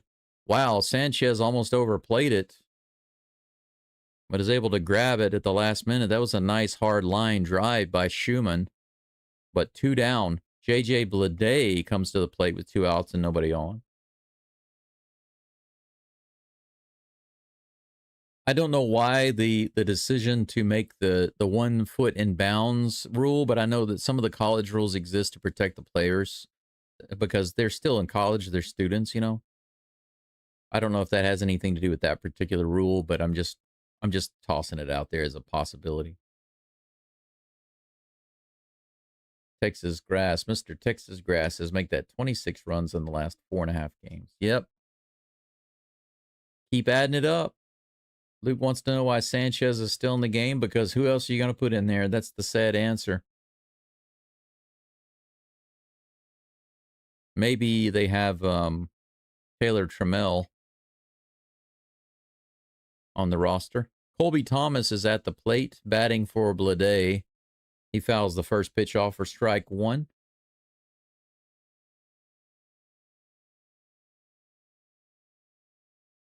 The whole staff needs to be fired. Well, I wouldn't be against completely changing the hitting coaches. Let's just start fresh. Make some lineup changes. Get some players in who are already good. You know, that we don't have to work with. Guys that are already hitting the ball. It would be nice to trade for guys like, you know, Walker. Even at his best, he was just a so-so player, right? That pitch is outside, 1-2 to Thomas. So Walker was never a great player. He was always just a so-so player in his best years. And when they got him, he was not at his peak. Here's the 1-2 pitch. Grounded down the third base side, foul. The count remains 1-2. It would be nice if they would actually bring in a player who was already good,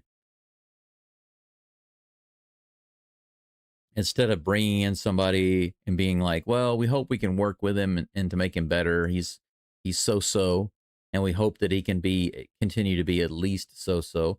I don't want them. I'm tired of going for so-so players. Why can't we have a couple of stars, you know? Why is it that other teams get that, but we don't? We consistently spend money on guys that are already just so-so, and then when they come in, we never get better than so-so. That's a strikeout, by the way. I'm sorry, I'm running my mouth. Out number 3. Okert serves up a little bit of fried Okert. Get the third out of the inning. Nice inning for Okert. 3 up and 3 down. We go to the top of the 7th. Astros down 4-0. 6 hits for the A's, 2 for the Stros. 1 error on Sanchez. Carlos Correa due up, followed by Christian Walker, and then Jesus Sanchez. Thank you, PK. Appreciate it.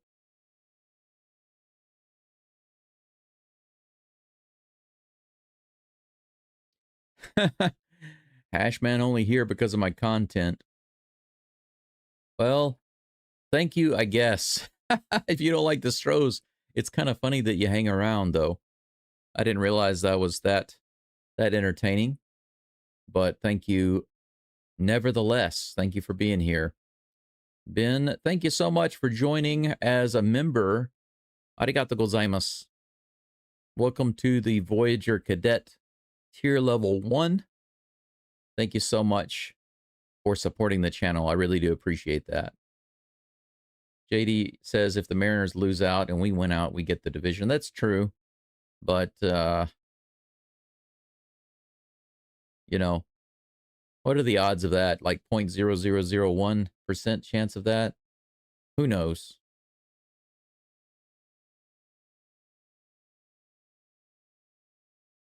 Yeah, PK says it's ironic because in this game, Severino is usually not good at home and great on the road. Severino is has the worst ERA at home of any pitcher right now. I think it's like just a little over 6. But in this game, he hasn't given up anything to the Astros. Not yet. He's up to 79 pitches. But it has been raining this whole game. It's never stopped. A little muddy out there, but not too much. They haven't stopped the game. Here's the first pitch to Correa. Severino gets the strike on the outside. 0-1. Eric says, "What's up, Mr. Ghost? Salute from H-Town. Salute from Hiroshima Town, sir." 96 on the outside edge, swing and a miss. 0-2 to Correa.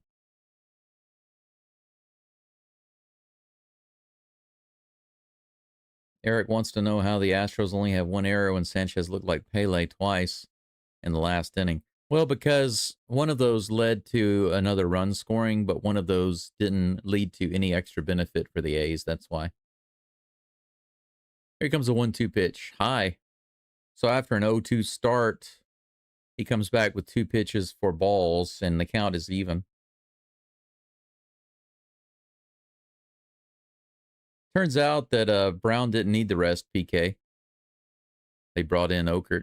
That's hit hard to left field. It's all the way out to the wall and caught at the warning track. So Carlos Correa's bid for a homer to left field comes up short. The rain beats it down, and Correa is going to sit down for out number 1. Christian Walker comes to the plate.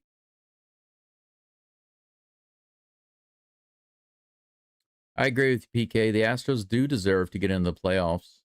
They've been beat up so bad this year. I mean, but you know what? I was thinking about something, and I may have said this yesterday, but I think that maybe all of those injuries and those injured players and teammates, that's hit out into right center field pretty deep by Walker, and he can't handle it. Butler can't handle it. It bounces right at the wall and then goes right into center field. That ball was almost to the wall. Butler misplayed it, was not able to catch it, and it bounces into center field. Look at him misplay this ball. It looked like he was tracking it. Just played it wrong. Just barely touched the end of his glove. Thank you, Mr. Butler. Pitching coach comes out. That's going to be it for Severino. They're going to take him out after that.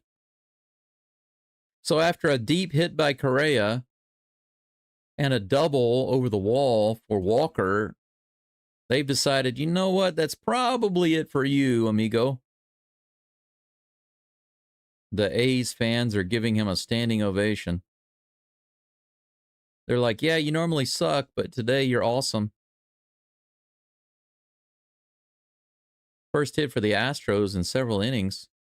Jesus Sanchez is scheduled to be the batter, but if they have a pitching change here, which they do, there's a good chance that we don't see Sanchez whenever we come back. I'll let you know if there's a batting change.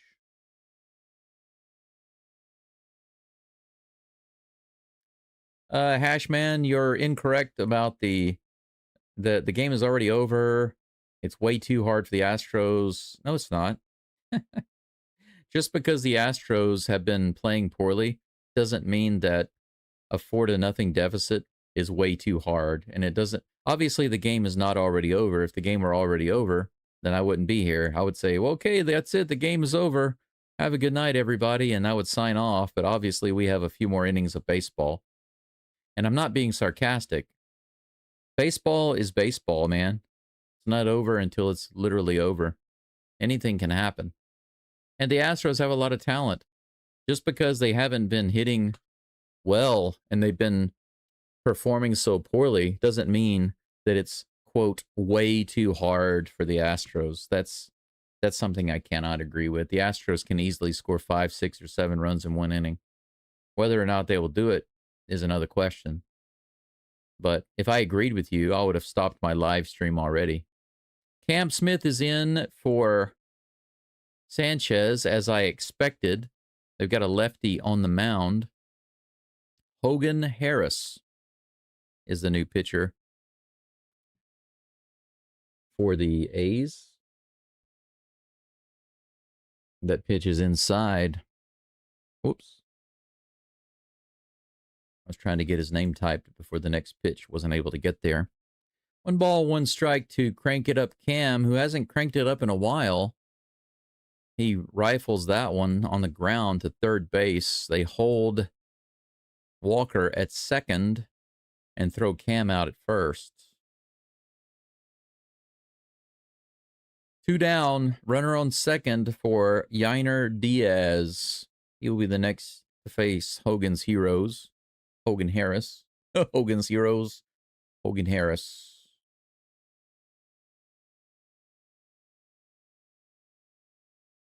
And I also don't agree with the...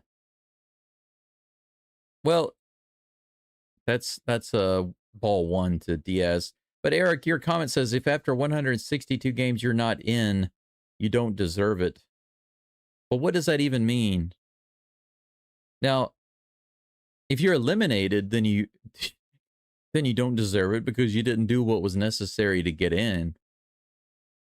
But I don't understand what that... What's your benchmark? I would want to know, what is your benchmark for deserve? So when you say one team deserves it and another does not, what's the benchmark there?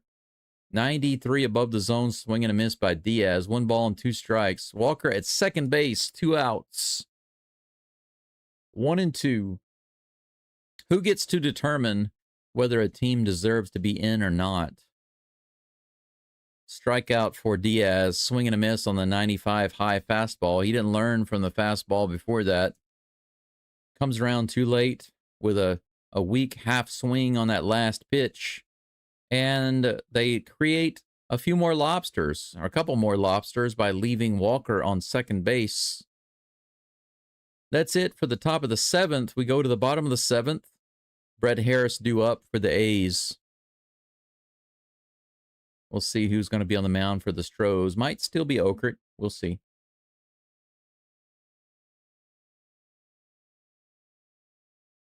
PK, yeah, that's right. Inflexible roster, dead money on the books. That's true. That's why we need to offload. I would really like to try to offload some players in the off season, to be honest. Hey, Caesar. Caesar gives me a "You Are Amazing" sticker, super chat sticker. That is freaking awesome. Game over. Caesar sends me the game over sticker and the "You Are Amazing" sticker. So it looks like you're giving up on the Astros, but you're not giving up on me. I have mixed emotions about that, Caesar, but thank you so much. It's freaking awesome.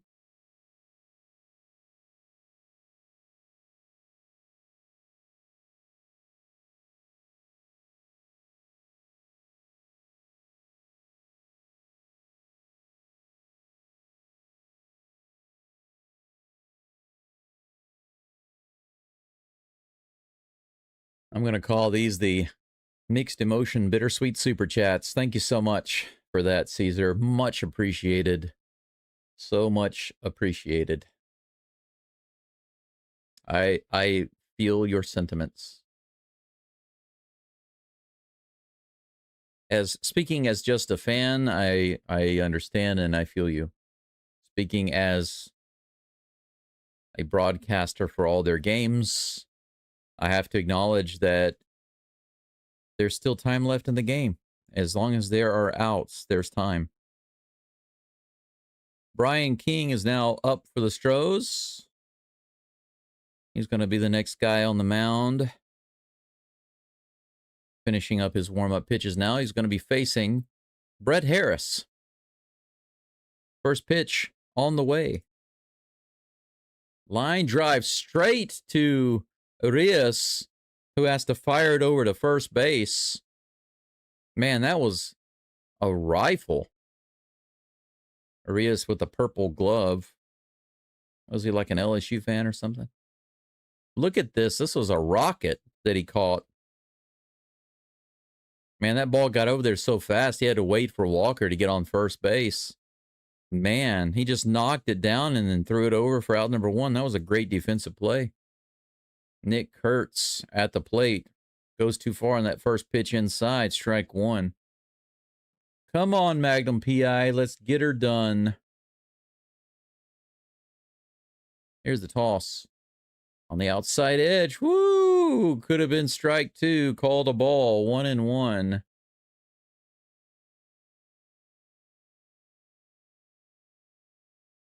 Here comes the 1-1 pitch. Kurtz hits that one pretty hard, but out of play on the left side. 1 ball, 2 strikes.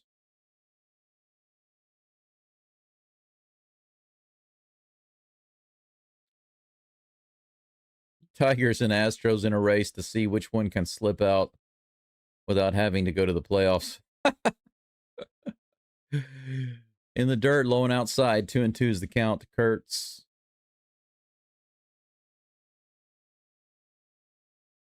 Ben wants to know how to get access to the music I make. Ben, it's one of those things I've been trying to get to. Thank you for asking. I've been trying to make them downloadable content.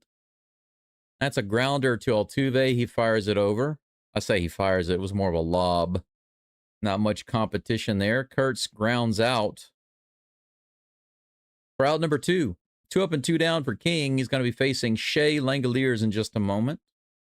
But I plan to take all of the main songs, maybe 8 to 10 songs, make them available as a download. I have to decide what medium to use for that. But as soon as I do, I will let you know, and then people can download. All of you can download them all at one time and have them to listen to whenever you want.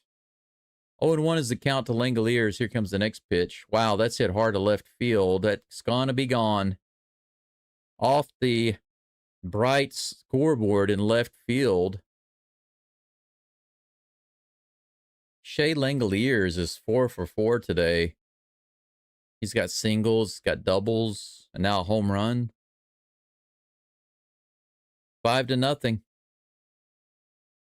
Line drive homer, no doubter, just straight out of the park. 91 mile per hour fastball, a couple inches above the zone, and he just cranked it out right next to the Sutter Health Park sign. Next batter hits one towering shot out to right field, and that's also going to be gone right into the bullpen.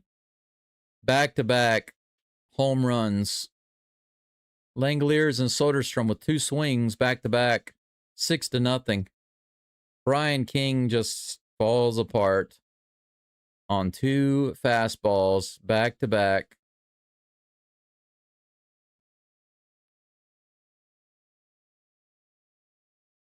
I don't want to see this for Brian King. Got the first 2 outs and then 2 homers. That's sad. Now he's having a little meeting on the mound with Diaz. Not sure what's going on there.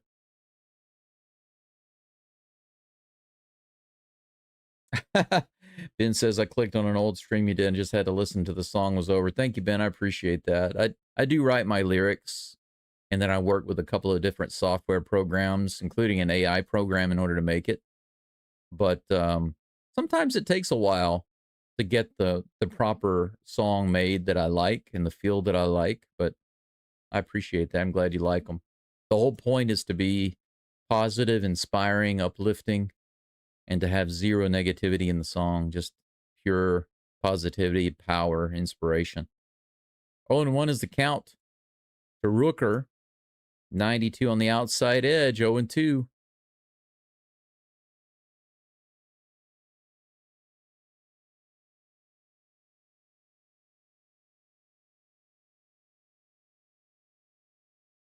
Here's the pitch.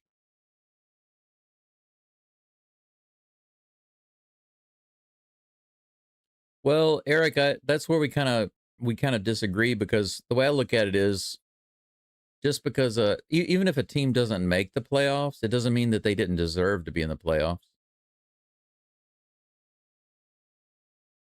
Line drive to Cam Smith, and that'll be out number 3.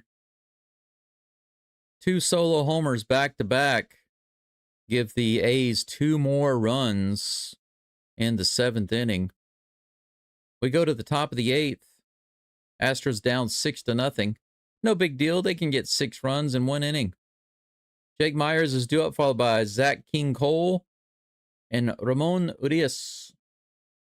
Now, I know you guys are familiar with the Seattle Mariners team that won like 116 games, and they couldn't even get to the World Series. And then there was the Dodgers team that just they struggled For a while, they started to struggle, and then they just went crazy and started really tearing it up. They went to the World Series. They didn't wind up winning, but they had a big comeback, and they went into the World Series. They didn't win the World Series. There have been some other teams, Dodgers infamously, but there have been some other teams that had a ton of wins and were able to go to the World Series and not win it. Or they had a ton of wins, got to the playoffs, and then were eliminated. Now, there are many people that would say those teams deserve to win the World Series. Why? Well, because of what they accomplished, what they went through, and what they're able to do throughout the season. And just the other day, for example, I was listening to which podcast was it? I think it was the not Stone Cold Stros. It was not. It was a Crush City Territory with Chandler Rome. I was listening to them discuss the Astros teams over the past 8 years or so. And even though the Astros got the championship in 2017 and then the championship in 2022, they still don't think that those are the best Astros teams. They say that the 2019 team was the best team hands down. It was better than everybody else. And yet they didn't win the World Series. So if they're the best team, if they were truly the best Astros team, then why didn't they go all the way to the World Series and win it? You know?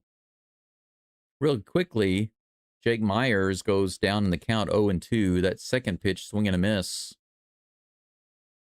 But their opinion basically is that the 2019 Astros deserved to win the World Series. Their words, not mine. But you can't say that they didn't deserve it because they didn't win it. That doesn't really make any sense, because to deserve something doesn't mean that you have it. It doesn't necessarily mean that you have to have it. That's what I'm trying to tell you, is that you can't say that the Astros don't deserve it because they didn't win a certain amount of games. And if they get eliminated, 2 balls and 2 strikes now to Myers. Just because a team is eliminated from the playoffs doesn't mean that they didn't deserve to be in the playoffs. That's what I'm saying.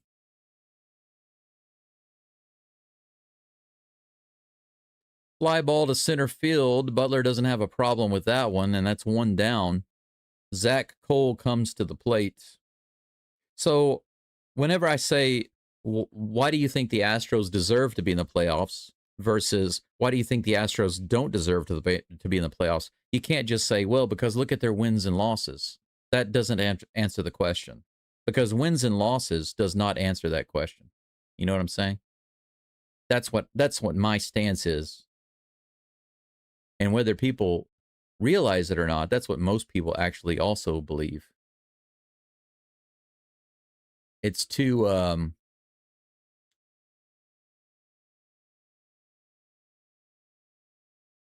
it's too black and white, in my opinion, to just say it's all based on wins. If you get the wins that you need and you get in, then you deserve it. That's not correct.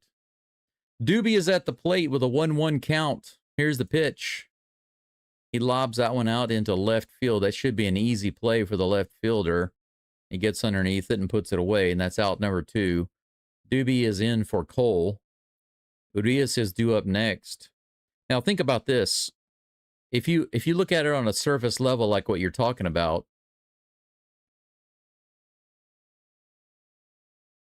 just for example, somebody who gets a promotion, all you know is they got a promotion over 10 other people, right? If you say, well, those 10 other people didn't deserve the promotion. Why? Because they didn't get it. The guy who got the promotion deserves the promotion. Well, okay, but what if the owner of the company, what if that's his son-in-law? Would you still say that he deserved it? You see, it's more nuanced than that. You can't just say, well, because he got the promotion and the other guys did not, then he deserves it. That's too black and white. There's a lot more nuance, a lot more complicated things going on, a lot more to consider. That's my point. I hope you guys can understand that. That's just my viewpoint. Ramon Urias is down 0-2.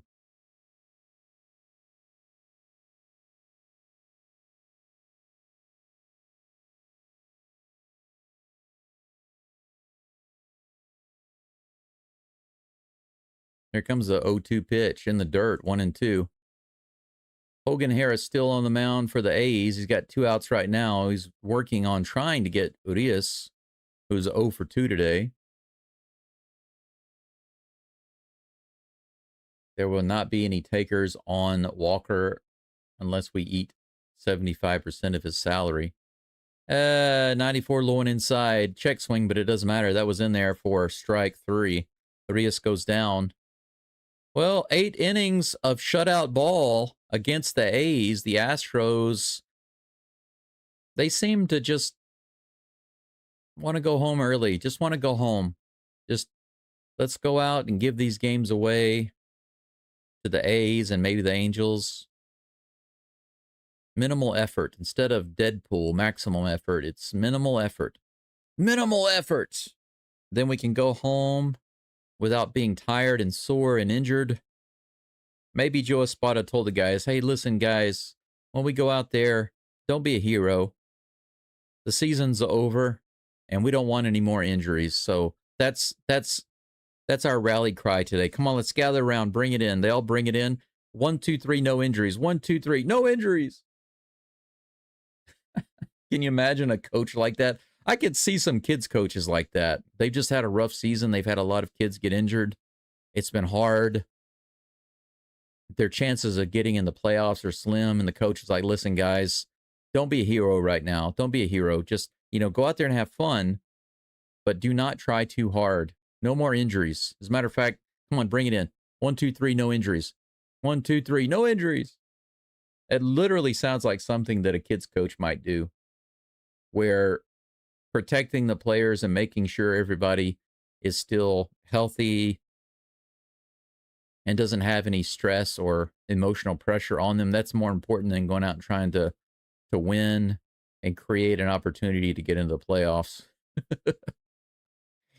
Can you imagine Joe Espada doing that? That would probably get leaked.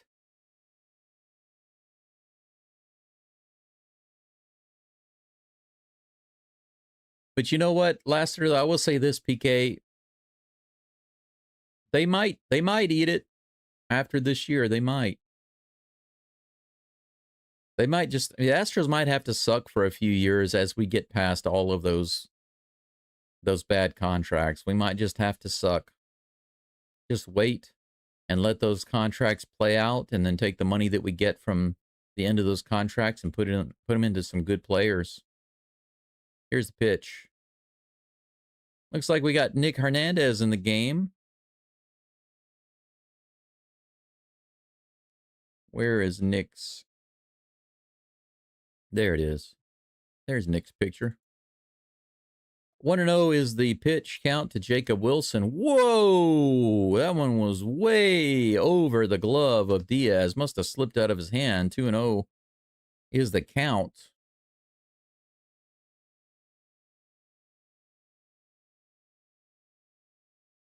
Hey, thanks, Dr. Delay. It's a sad part of the season and a sad game right now. So getting to 100 likes is like, I'd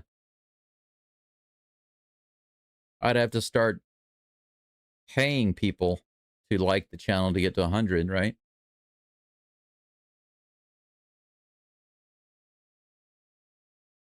Well, Eric, you're still, it's okay that you disagree, but you and I have a fundamental disagreement on what deserve means, because you're basing it purely on record, right? One team having a better record. And it's not that black and white to me. 3-1.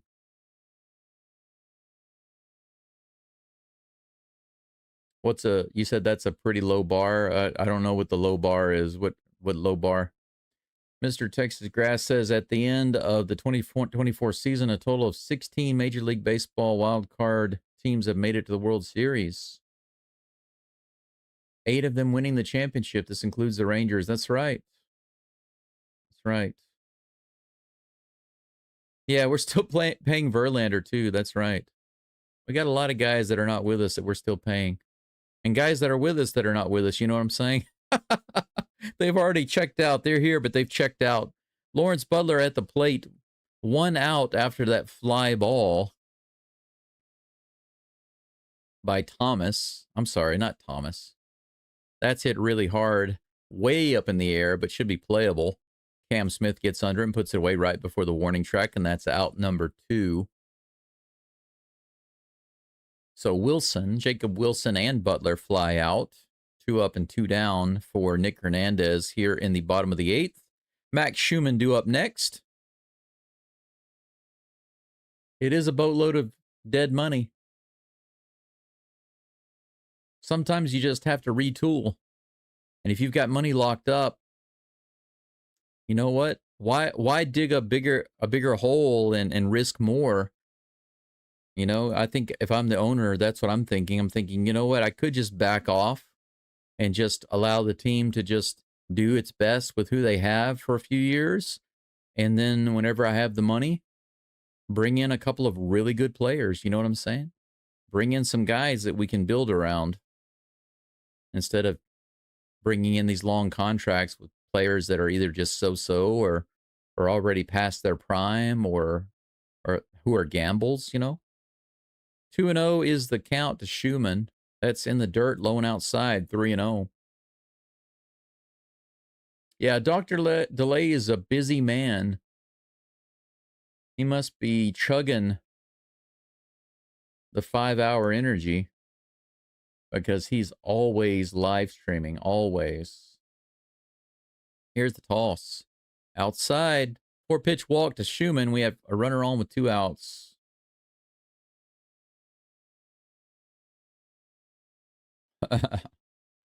Charlie says one of us angered Jobu.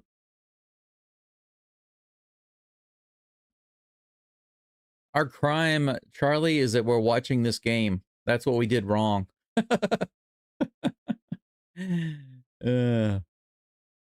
Jay Carroll says, I enjoy you doing the games. Do you do all Houston sports? I will be. I will be doing the Texans games and the Rockets games coming up. I have really no other choice right now than to continue. If not, then I can't afford to maintain my channel. Curveball right in there. Finally, a strike after 5 straight balls. 1-1 is the count to Colby Thomas. Yeah, Dr. D, that's the way baseball is. There's still a chance. That's all you can ask for. There's a chance in the game. There's a chance for the playoffs. As long as there's a chance, there's a chance. No point in giving up on your team. It doesn't matter if it's the Astros or whoever it is. It doesn't matter. No point in giving up on your team at any point. If there's literally no chance, mathematically there's no chance, then it's over. And you can just relax and stress-free enjoy as much as you can the remaining games. But if there's still a chance, you know, why would you give up on them? I mean, once again, I go back to the same analogy I gave the other day, and this is something I don't think anybody can agree with. If it was your kid's team, would you have the same attitude? No, of course not. Strikeout, swing and a miss. That's out number 3, so a couple of fly balls, a 4-pitch walk, and then a strikeout. Nick Hernandez gets through it. No extra runs for the A's this inning. We're moving into the 9th inning. This is the crunch time for the Astros. At the very least, it would be nice to have some runs on the board. Right now, it's 6-0. 8 hits for the A's, 3 for the Stros, 1 error for the Astros. How many runs, if any, are we going to get on the board? We'll see. We will see. People can say all day long, you know, this team doesn't deserve this or that team deserves that or whatever. I mean, think about it. Let's say that there's only one team in the MLB this year that has over 100 games won. Let's say they win 120, okay? They go crazy and they just destroy the league. They win 120 games, and all of the other teams in the league are below 100, below 90, you know, and struggling to get into the playoffs. Would you say that that team that won 120 games, they deserve to go to the World Series? They deserve to win the World Series? Would you say that? I wouldn't say that. Now, would you say that they have a good chance of going to the World Series and winning it? Yeah, of course. That stands to reason. They would probably have the best chance to go to the World Series and win it because they're playing so really well. But if they deserve it, if you're saying they deserve it just based on the fact that they won 120 games, that's such a shallow way of looking at whether or not somebody deserves something or whether a team deserves something. Life doesn't work that way. Whether they get it or not is different than if they deserve it, you see? Now, if they win it, do they deserve to win it? Maybe not. Maybe the umpires were paid off, right? What if the umpires were paid off to help them and they win the series because would they deserve that? No, of course not. Things are always more nuanced than that. Altuve's at the plate, takes that first pitch outside. He has one walk today, so he's having a stellar game. Come on, Altuve. Elvis Alvarado is at the plate. That's a swing and a miss for strike one. 1-1 is the count. Alvarado, why don't you pitch Altuve, homer? Something like that. Terrible lyrics. 100 at the top of the zone, fouled off, foul tip into the glove of the catcher for strike two. Okay, there we go. The 1-2 pitch on the way, outside and low, 2-2. It's the ninth inning, guys and gals. 2 balls and 2 strikes. Nobody on, nobody out.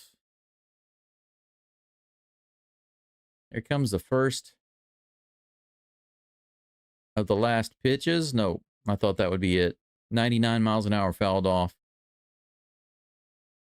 First of the last pitches to Altuve. I thought that something was going to happen there. 2-2, the count remains. Here comes the pitch. That's hit hard out to right field. Is it going to drop? Yes, it is. Altuve gets a hit out into right field. He's going to have to stop at first base. He comes through with a hit. All right. Got a little something going on. At least Altuve gets a hit this game. He's got a hit and a walk. Hit that pretty hard. It floated up, but luckily it was opposite field. They couldn't get over there to get it. And that brings up Isak the ball Paredes.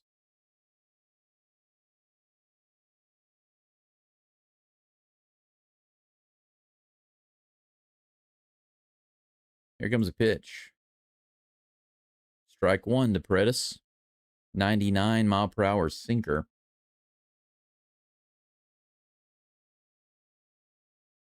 Yeah.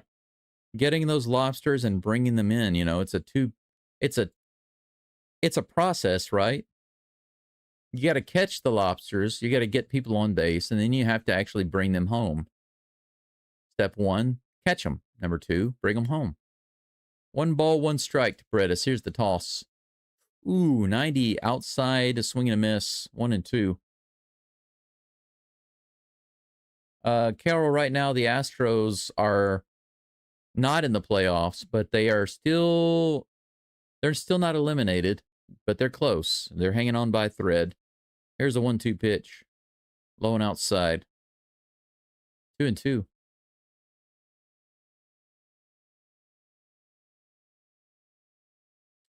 Yeah, PK, Fromber, McCullers, Rogers. Yeah, definitely Fromber's gone. I can't imagine Rogers being back. McCullers, his career might be over. Fouled off. 2-2 is the count. He socked the ball at the plate with no outs. Altuve on first. How about a big hit here? As they say during Mardi Gras, throw me something, mister. Here comes the 2-2. High and outside on the 99 mile per hour fastball. Full count by Paredes.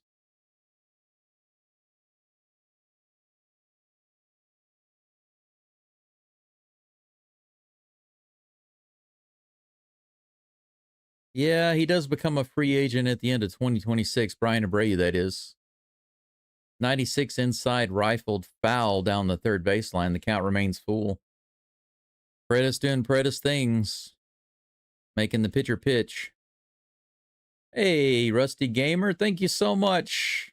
Got the Japanese style sticker. That's hilarious. Thank you so much for that $10 super chat. Much, much appreciated.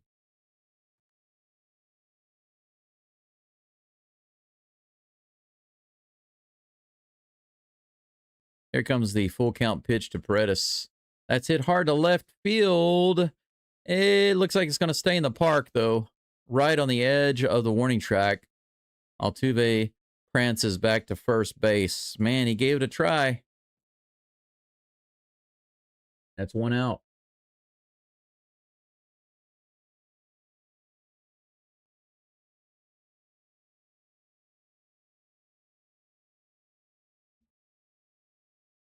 Carlos Correa comes to the plate.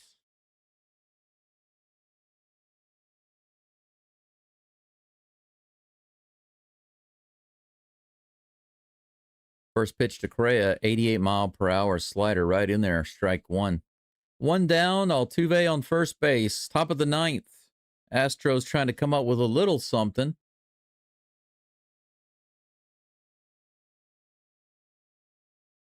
Here's the pitch. 97, a little low and outside, but called a strike. That was a tough pitch, but not necessarily a bad call. 0-2 is the count to Correa.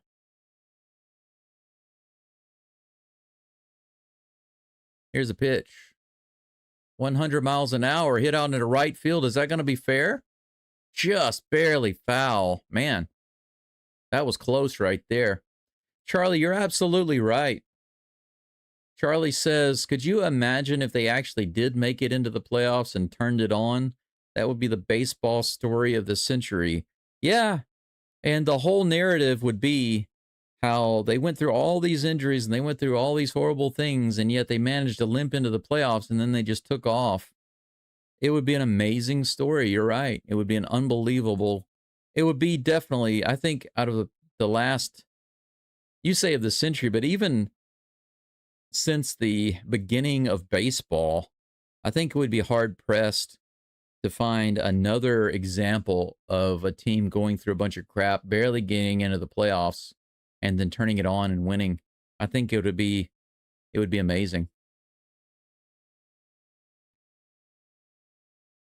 Correa asking a question there. 1 ball and 2 strikes. With 1 out, Altuve on first. Here comes the pitch from Alvarado. Low and outside, 2-2. Nice super chat. That's a hilarious looking sticker there, Charlie. Oh, man, that's a funny looking super chat. Here's the next pitch, the 2-2. 99 fouled off on the first base side by Correa. That's hilarious.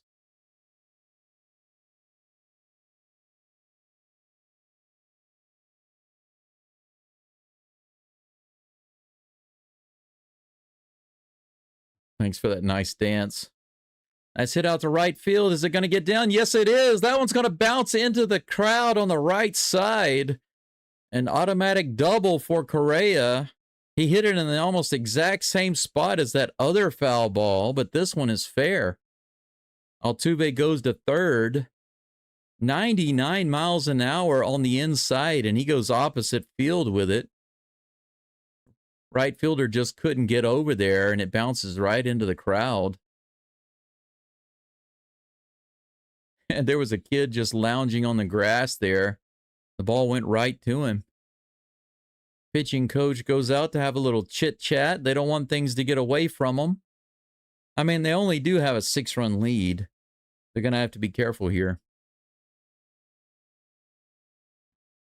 With 1 hit, the Astros can score 10 runs. Christian Walker is at the plate with runners on second and third and 1 out. This season, with runners in scoring position, batting .236. Texas Grass wants to know if I would keep Correa for next year. 100 miles an hour right in the top of the zone, strike one. I would keep Correa, but I would definitely want to work with him. But he's not the only one. I would definitely want to work with him and the other Astros with some better pitching coaches and develop a better batting system so they can be more consistent at the plate. Low and outside, good take. 1-1 is the count.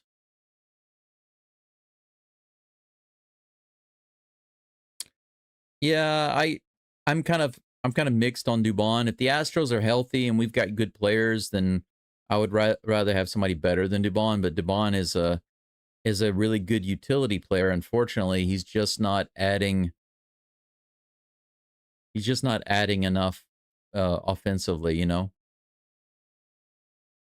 he's never going to be great at anything other than just being a utility player.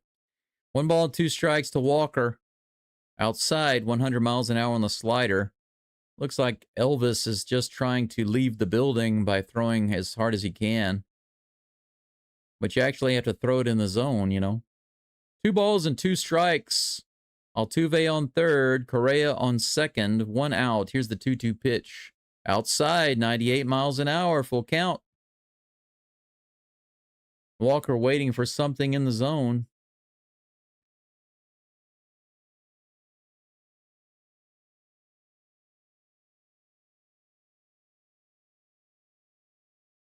They were talking about the other day, they were talking about Paredes moving over to first base.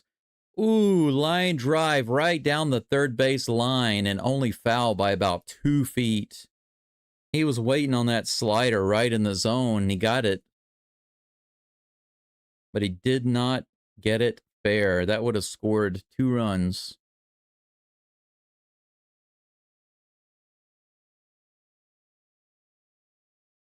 Yeah, he's not making a lot of money. Dubon is not making a lot of money, but then again, you know, he's making, you know, what he's worth.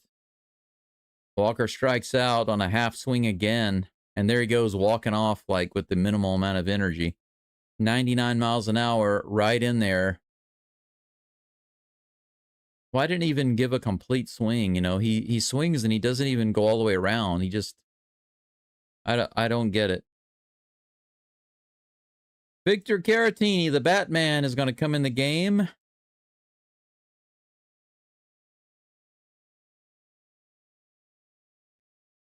He's going to be batting for Cam Smith. When he came in as a pinch hitter yesterday, they plunked him immediately. 2 outs, 2 runners on. Are we going to get any runs in this game? Right now, we're not even trying to win. I mean, it would be nice if they were trying to win, but at least not get skunked. Let's get a couple of runs on the board, man. Caratini needs to channel his earlier hot streak. It's so sad that Espada ended Caratini's hot streak because the Batman was on a streak, man. He was doing so well. And then Espada just put him on the bench. So I have really no idea why that happened. Here's the pitch. Whoa, they almost hit him again. What in the world is going on? That's my question. Why are they trying to hit him?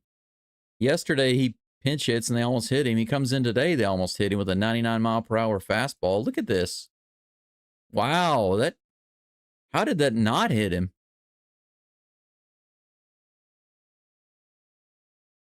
Altuve not able to score on that passed ball. 1-0 is the count. Here comes the pitch from Elvis. 87 in the bottom of the zone. Strike 1. The count's even.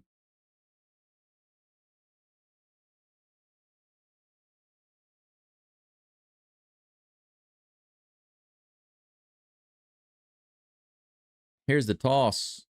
Opposite field. 99 on the outside corner. Fouled off. 1 ball, 2 strikes. Yeah, speaking of toxic asset, Fromber really pulls down the mood of the team. I think that we gotta separate from some of that, you know. Here's the 1-2 pitch to the Batman. Come on, bro. He strikes him out. He struck him out looking. 91 miles an hour on the slider, low and inside. And the Astros, despite getting a couple of guys on base with one out, come up empty. That's 12 lobsters for the Astros this game. 8 lobsters for the A's. Astros are through 18 innings with the A's. We have 1 run on the board. Completely shut out. A 5-hit shutout by the A's with their worst pitcher on the mound as the starter.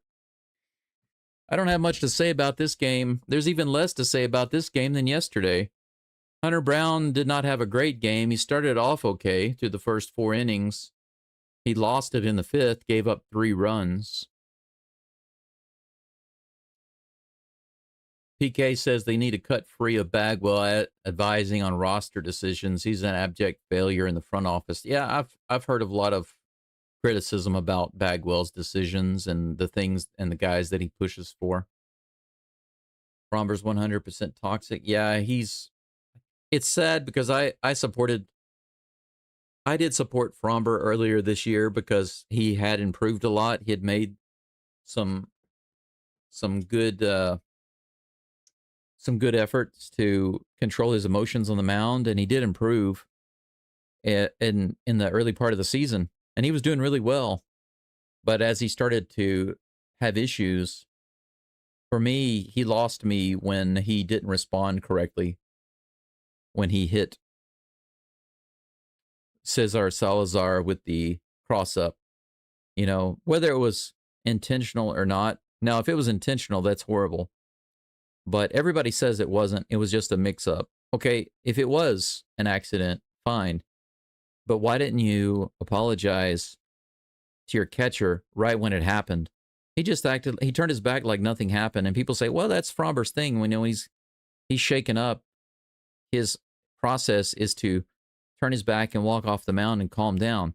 You don't do that right after you hit your catcher. So he lost me at that point.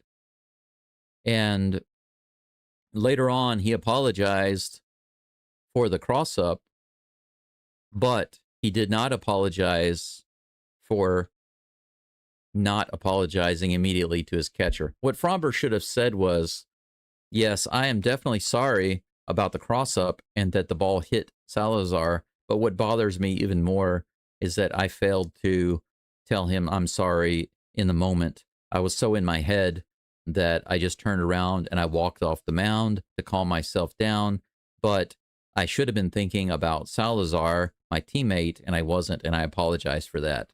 Why is that so hard? He never said that. If he had said that, then I could have said, listen, Fromber is not the toxic guy that everyone says he is. He just can be emotionally difficult sometimes, because that's what I believed before. But after he came out and never issued that apology for the way he responded when Salazar got hit, he never offered that apology. And that's when he lost me. So I'm happy to see Fromber go. You don't do that. I mean, I don't support hitting batters, period, you know. Even revenge. Well, that pitcher hit our guy, so we're going to hit their guy.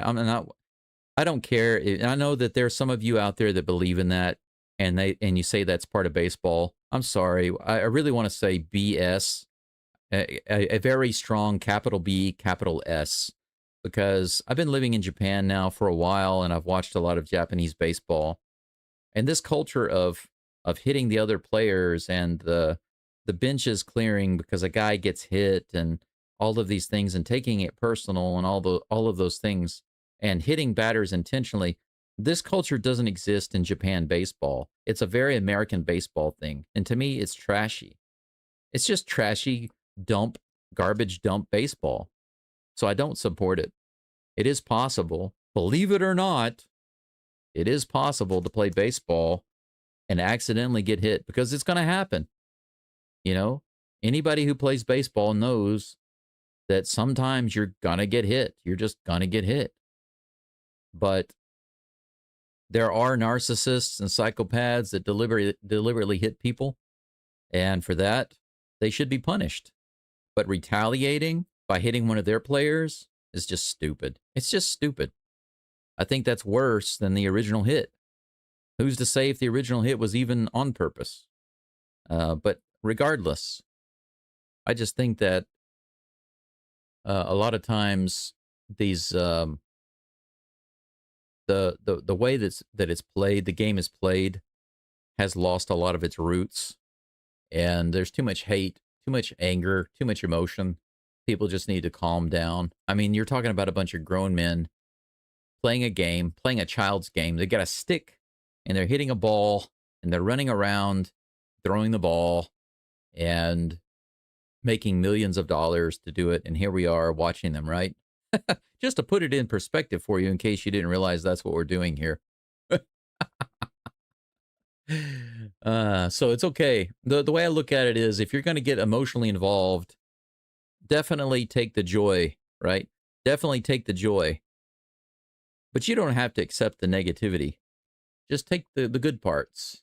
You know, if you were given a meal like a buffet and you have a variety of foods, and there are a lot of foods that look good, smell good, taste amazing.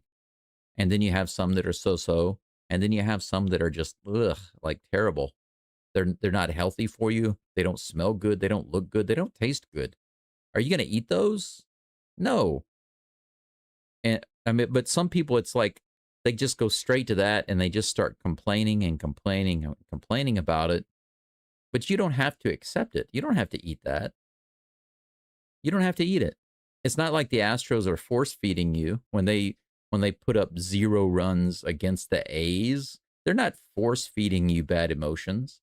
Those bad emotions that we feel about it are decisions. Those are individual decisions on an individual level. So I'm not going to allow those things to bother me. Like the fans that came in here. One guy yesterday said he only came in to suck in the Astros tears, to drink the Astros fans' tears and all of that. Well, he's going to have to go somewhere else, because he's not going to find that here. At least not with me, anyway. Yeah, PK, you're right. It did look, the thing with Fromber is it did look intentional, but even if it wasn't, he didn't apologize for the way he responded, and that was the big deal for me. Do the Astros own Red Lobster? They might. See you tomorrow, Mr. Texas Grass. Thank you for being here, and you're welcome for the podcast. Thank you for supporting it. Yes, that's right. PK says the Salazar Fromber videos look like hostage videos. Yes, you're right. That's right. Al-Qaeda had Salazar and Valdez after the game, and they were standing off the camera with guns telling them what to say. You told him it was accident. It was accident. You apologized. You're sorry. It was accident. You did not mean to do it. I don't know if that's the right accent, but you know, I'm just guessing here.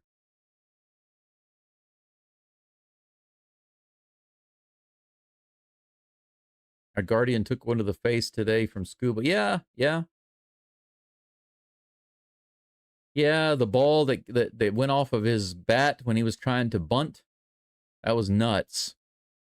Yeah, as soon as that happened, Scooble threw his hat and his glove off. He turned around, he freaked out. He thought it was going to be a lot worse. Now, luckily, the guy, I don't know how, his face must be made of stone, because he wasn't as injured as I thought he was going to be. I thought he was going to have like teeth lying on the field or something and a broken nose. I don't know what the total injury was, but man, he immediately waved at the dugout to let them know, you know, I'm okay. But holy cow, that looked like a knockout punch. 99, almost 99 miles an hour right to the face. It was like 92.3 or something. That's crazy.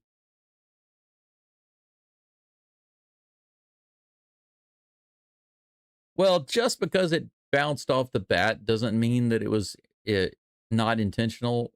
But I will say this, it's clear by Scuba's reaction that it was not intentional. So he clearly reacted properly. But can you imagine, what if Fromber had thrown that pitch, and then when it happened, he just turned and walked away like he did with Salazar? Everybody would be all over Fromber's butt, right? Well, that's just Fromber's way of handling a difficult situation. No. That would not have been acceptable. if he had hit a guy in the face, right? So why was it acceptable in that situation where clearly Salazar was like, hey, bro, what was that? You know, I don't see a difference. He's your teammate. And that's the thing. The guy's your freaking teammate, and he's your number one teammate. And out of all the guys on the field, don't you want to be as close to your catcher as possible? Especially if you're the pitcher. If you're the pitcher, your your your catcher has to be your booty buddy. You have got to be bosom buddies with your catcher if you're a pitcher. That's just the fact. Anybody who knows anything about baseball, especially if you've played baseball, you know that the pitcher and the catcher, they have to be tight. They cannot have any bad blood between them. They've got to be tight, or you're going to have issues. Man, I can't imagine that. I mean, I used to catch just for one pitcher. I've said this to some of you before, but we had one pitcher in high school. I hated catching. I didn't like catching. I caught a little bit in Little League because even though I was really good at it, I was much better than my teammates. I still hated it. I didn't want to do it, but they would make me do it sometimes when our catcher, for some reason, wasn't able to catch or he wasn't able to be at the game or whatever. I would fill in, but otherwise, I was playing second base. And then in high school, because I was able to use the catching mitt very well, and I was able to catch the ball if it's in the dirt, if it's outside, here and there, it doesn't matter. Curveball, fastball, doesn't matter. I can catch all of that crap. It was no big deal to me. Even with all the catching gear on, I could still catch everything, no problem. And I could throw guys out at second base, because pitching, you throw a lot of pitches in a row. I didn't have the arm for that. But to throw one hard throw over to second base as a catcher here and there, or a hard throw from second base over to first base here and there was not an issue for me. And so they would have me catch for this one guy sometimes who would throw a fastball. I never thought that his fastball was particularly good. It was just average. It was above average, maybe, an above average fastball. But because the catching mitt is unique, okay, for those of you who've never used a catching mitt, you should try it sometime. Don't just put it on. Actually play some catch with it, and you'll see what I mean. It's a little different. You can't use it like a regular glove, and even infielder gloves and outfielder gloves and pitcher gloves are all different. You just have to understand that when you use it, the limitations and the challenges and the strengths of each glove are different. But anyway, I would pitch this guy. Outside of the game, I didn't like him. He wasn't in my class. He was in another class. He was actually below me. He was one year below me, I think. Yeah, I think he was 1 year below me. And his family were kind of snobby and snooty. And so I didn't really care for them. Now, his sister was in my class, and she was very pretty. But once again, they were snooty and snobby. And so I didn't care for them. But on the field, he was my pitcher. And I worked with him on the field. And on the field, it's so funny because I felt like on the field, we were like really close and we talked a lot. We communicated a lot. And it was and even when I played second base, we talked and communicated a lot. Very, very close. Even as a high school team, there was a lot of communication and relationships that we had on the field that just did not translate off the field. And it made me sad because off the field, it was like we were enemies, but when we were on the field, we were teammates. So even in that situation, it would be unheard of.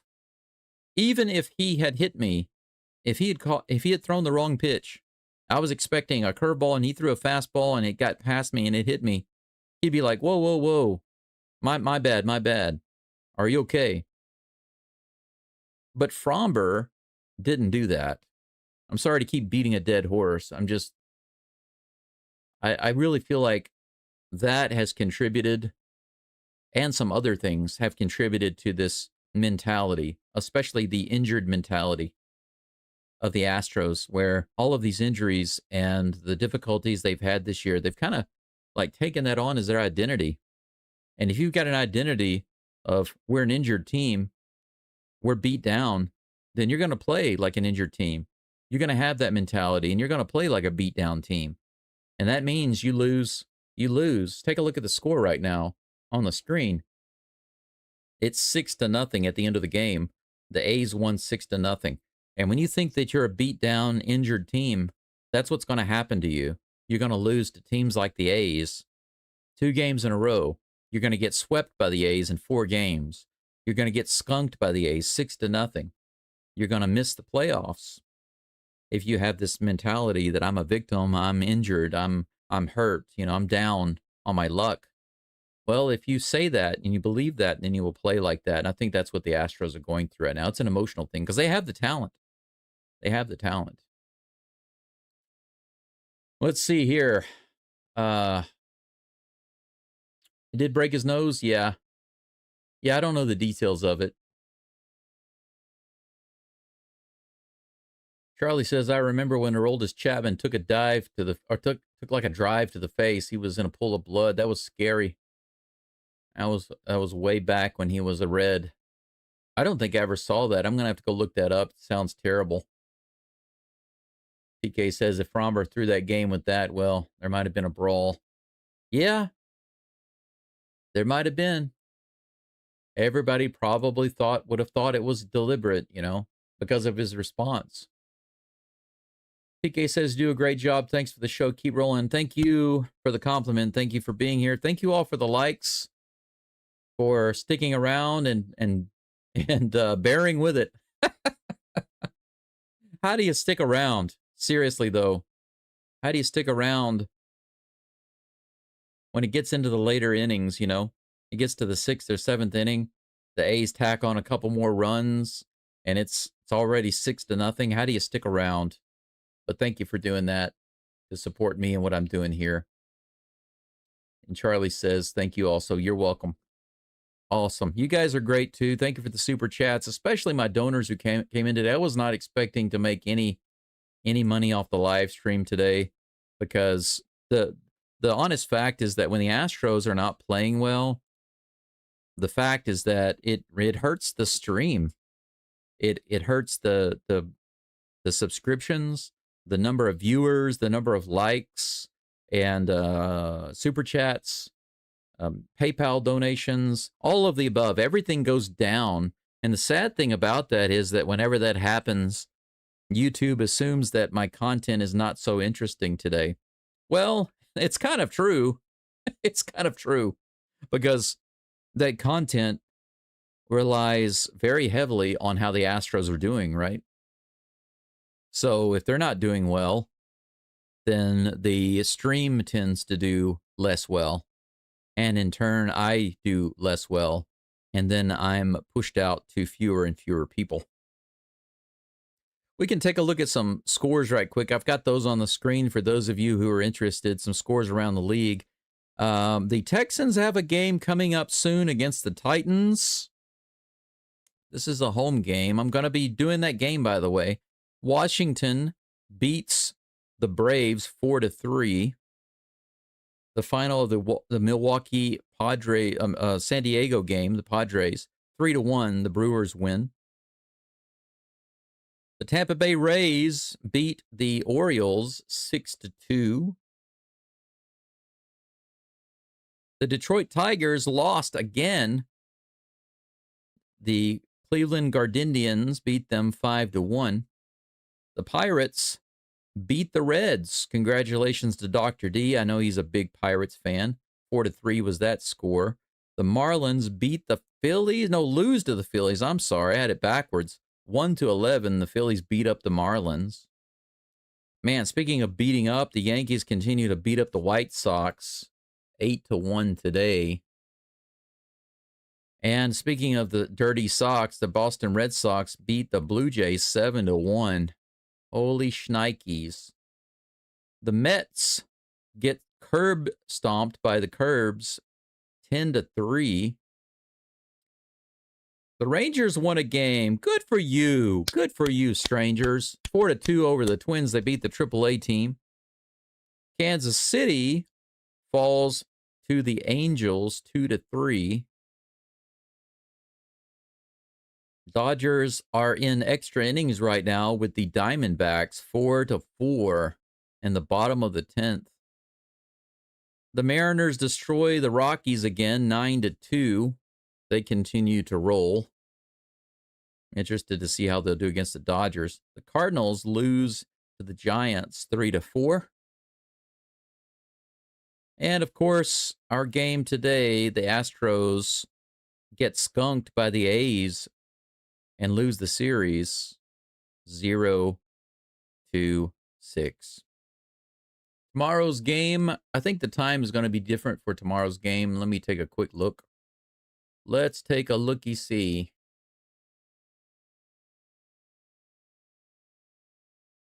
Let's take a looky-see. Yes, that's right. Tomorrow's game is much earlier for me. Boom, there we go. Yeah, this game for me tomorrow, I don't know if you can see it up here. Maybe I need to move it down. There we go. Right up here. 4:35 in the morning. You guys know I'm hardcore because I'm going to be here. Ben, thank you very much. Thank you for being here. Have a good one. Charlie's working the night shift. Let's go to some of this. It means thank you for your hard work, Charlie. Charlie Sawa. Let's go to some of this. Thank you for the hard work that you've done. 4:35 a.m. is the game tomorrow. Our favorite pitcher, Framber Valdez, is on the mound versus JT Ginn. Framber has been nothing short of a disaster the second half of the season. His ERA for the second half, I believe, is over 6, maybe even over 6.5. He's been a complete disaster. A night and day, a true Dr. Jekyll and Mr. Hyde experience, right? First half of the season, Framber is our ace. And then we start talking about, I remember earlier this season, people were like, you know what, Hunter Brown might be our ace, maybe not Framber. And then Framber continued his descent into mediocrity and then eventually into disaster. And Hunter Brown became the only ace that we have on staff. ESPN seems positive again for the Stros, 57% on the matchup predictor. Who knows? Who knows? We'll see. If we look at the standings, I don't think their standings really matter, but the Astros are 5 games back, just like that. I mean, just like that. The Astros were tied with the Mariners just recently, and just like that, we're 5 games back. Isn't that crazy? But look at the Rangers. They're even worse. 9 games back, guys.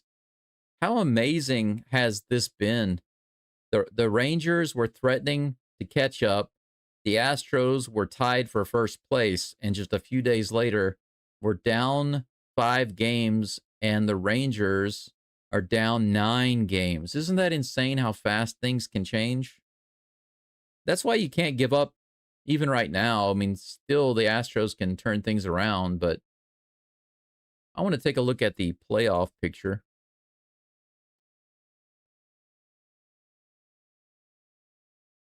The MLB playoff picture. Let's take a look at the bracket. The way it looks right now. So you can see this right now. Let me try to get it all in the... Try to get it all in there. That's good enough.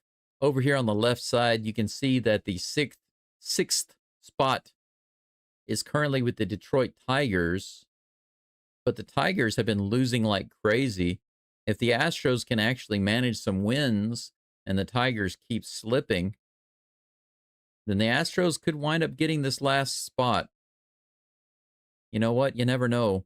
Now, if this stays the same, if the Guardians stay in this 3rd slot right here, and the Astros slip into that 6th spot, that's not really too bad of a matchup, even though the Guardians have come on and the Astros have had their struggles against them. This is probably the best initial matchup that the Astros could hope for, apart from playing the Yankees, because, you know, they own the Wankies.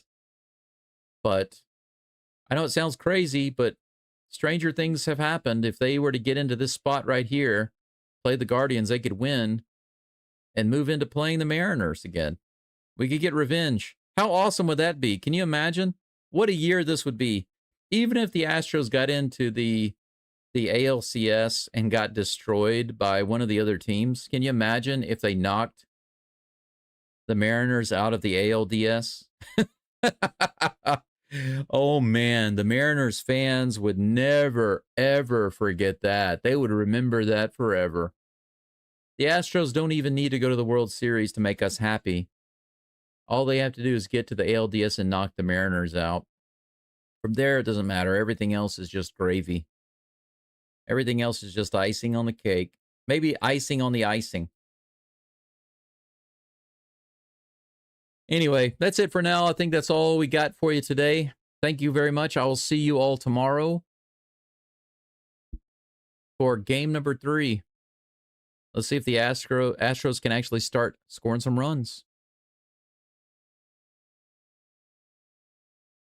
Thank you for being here. And all I have left to say is Geaux Stros. See you tomorrows. Bye-bye for now.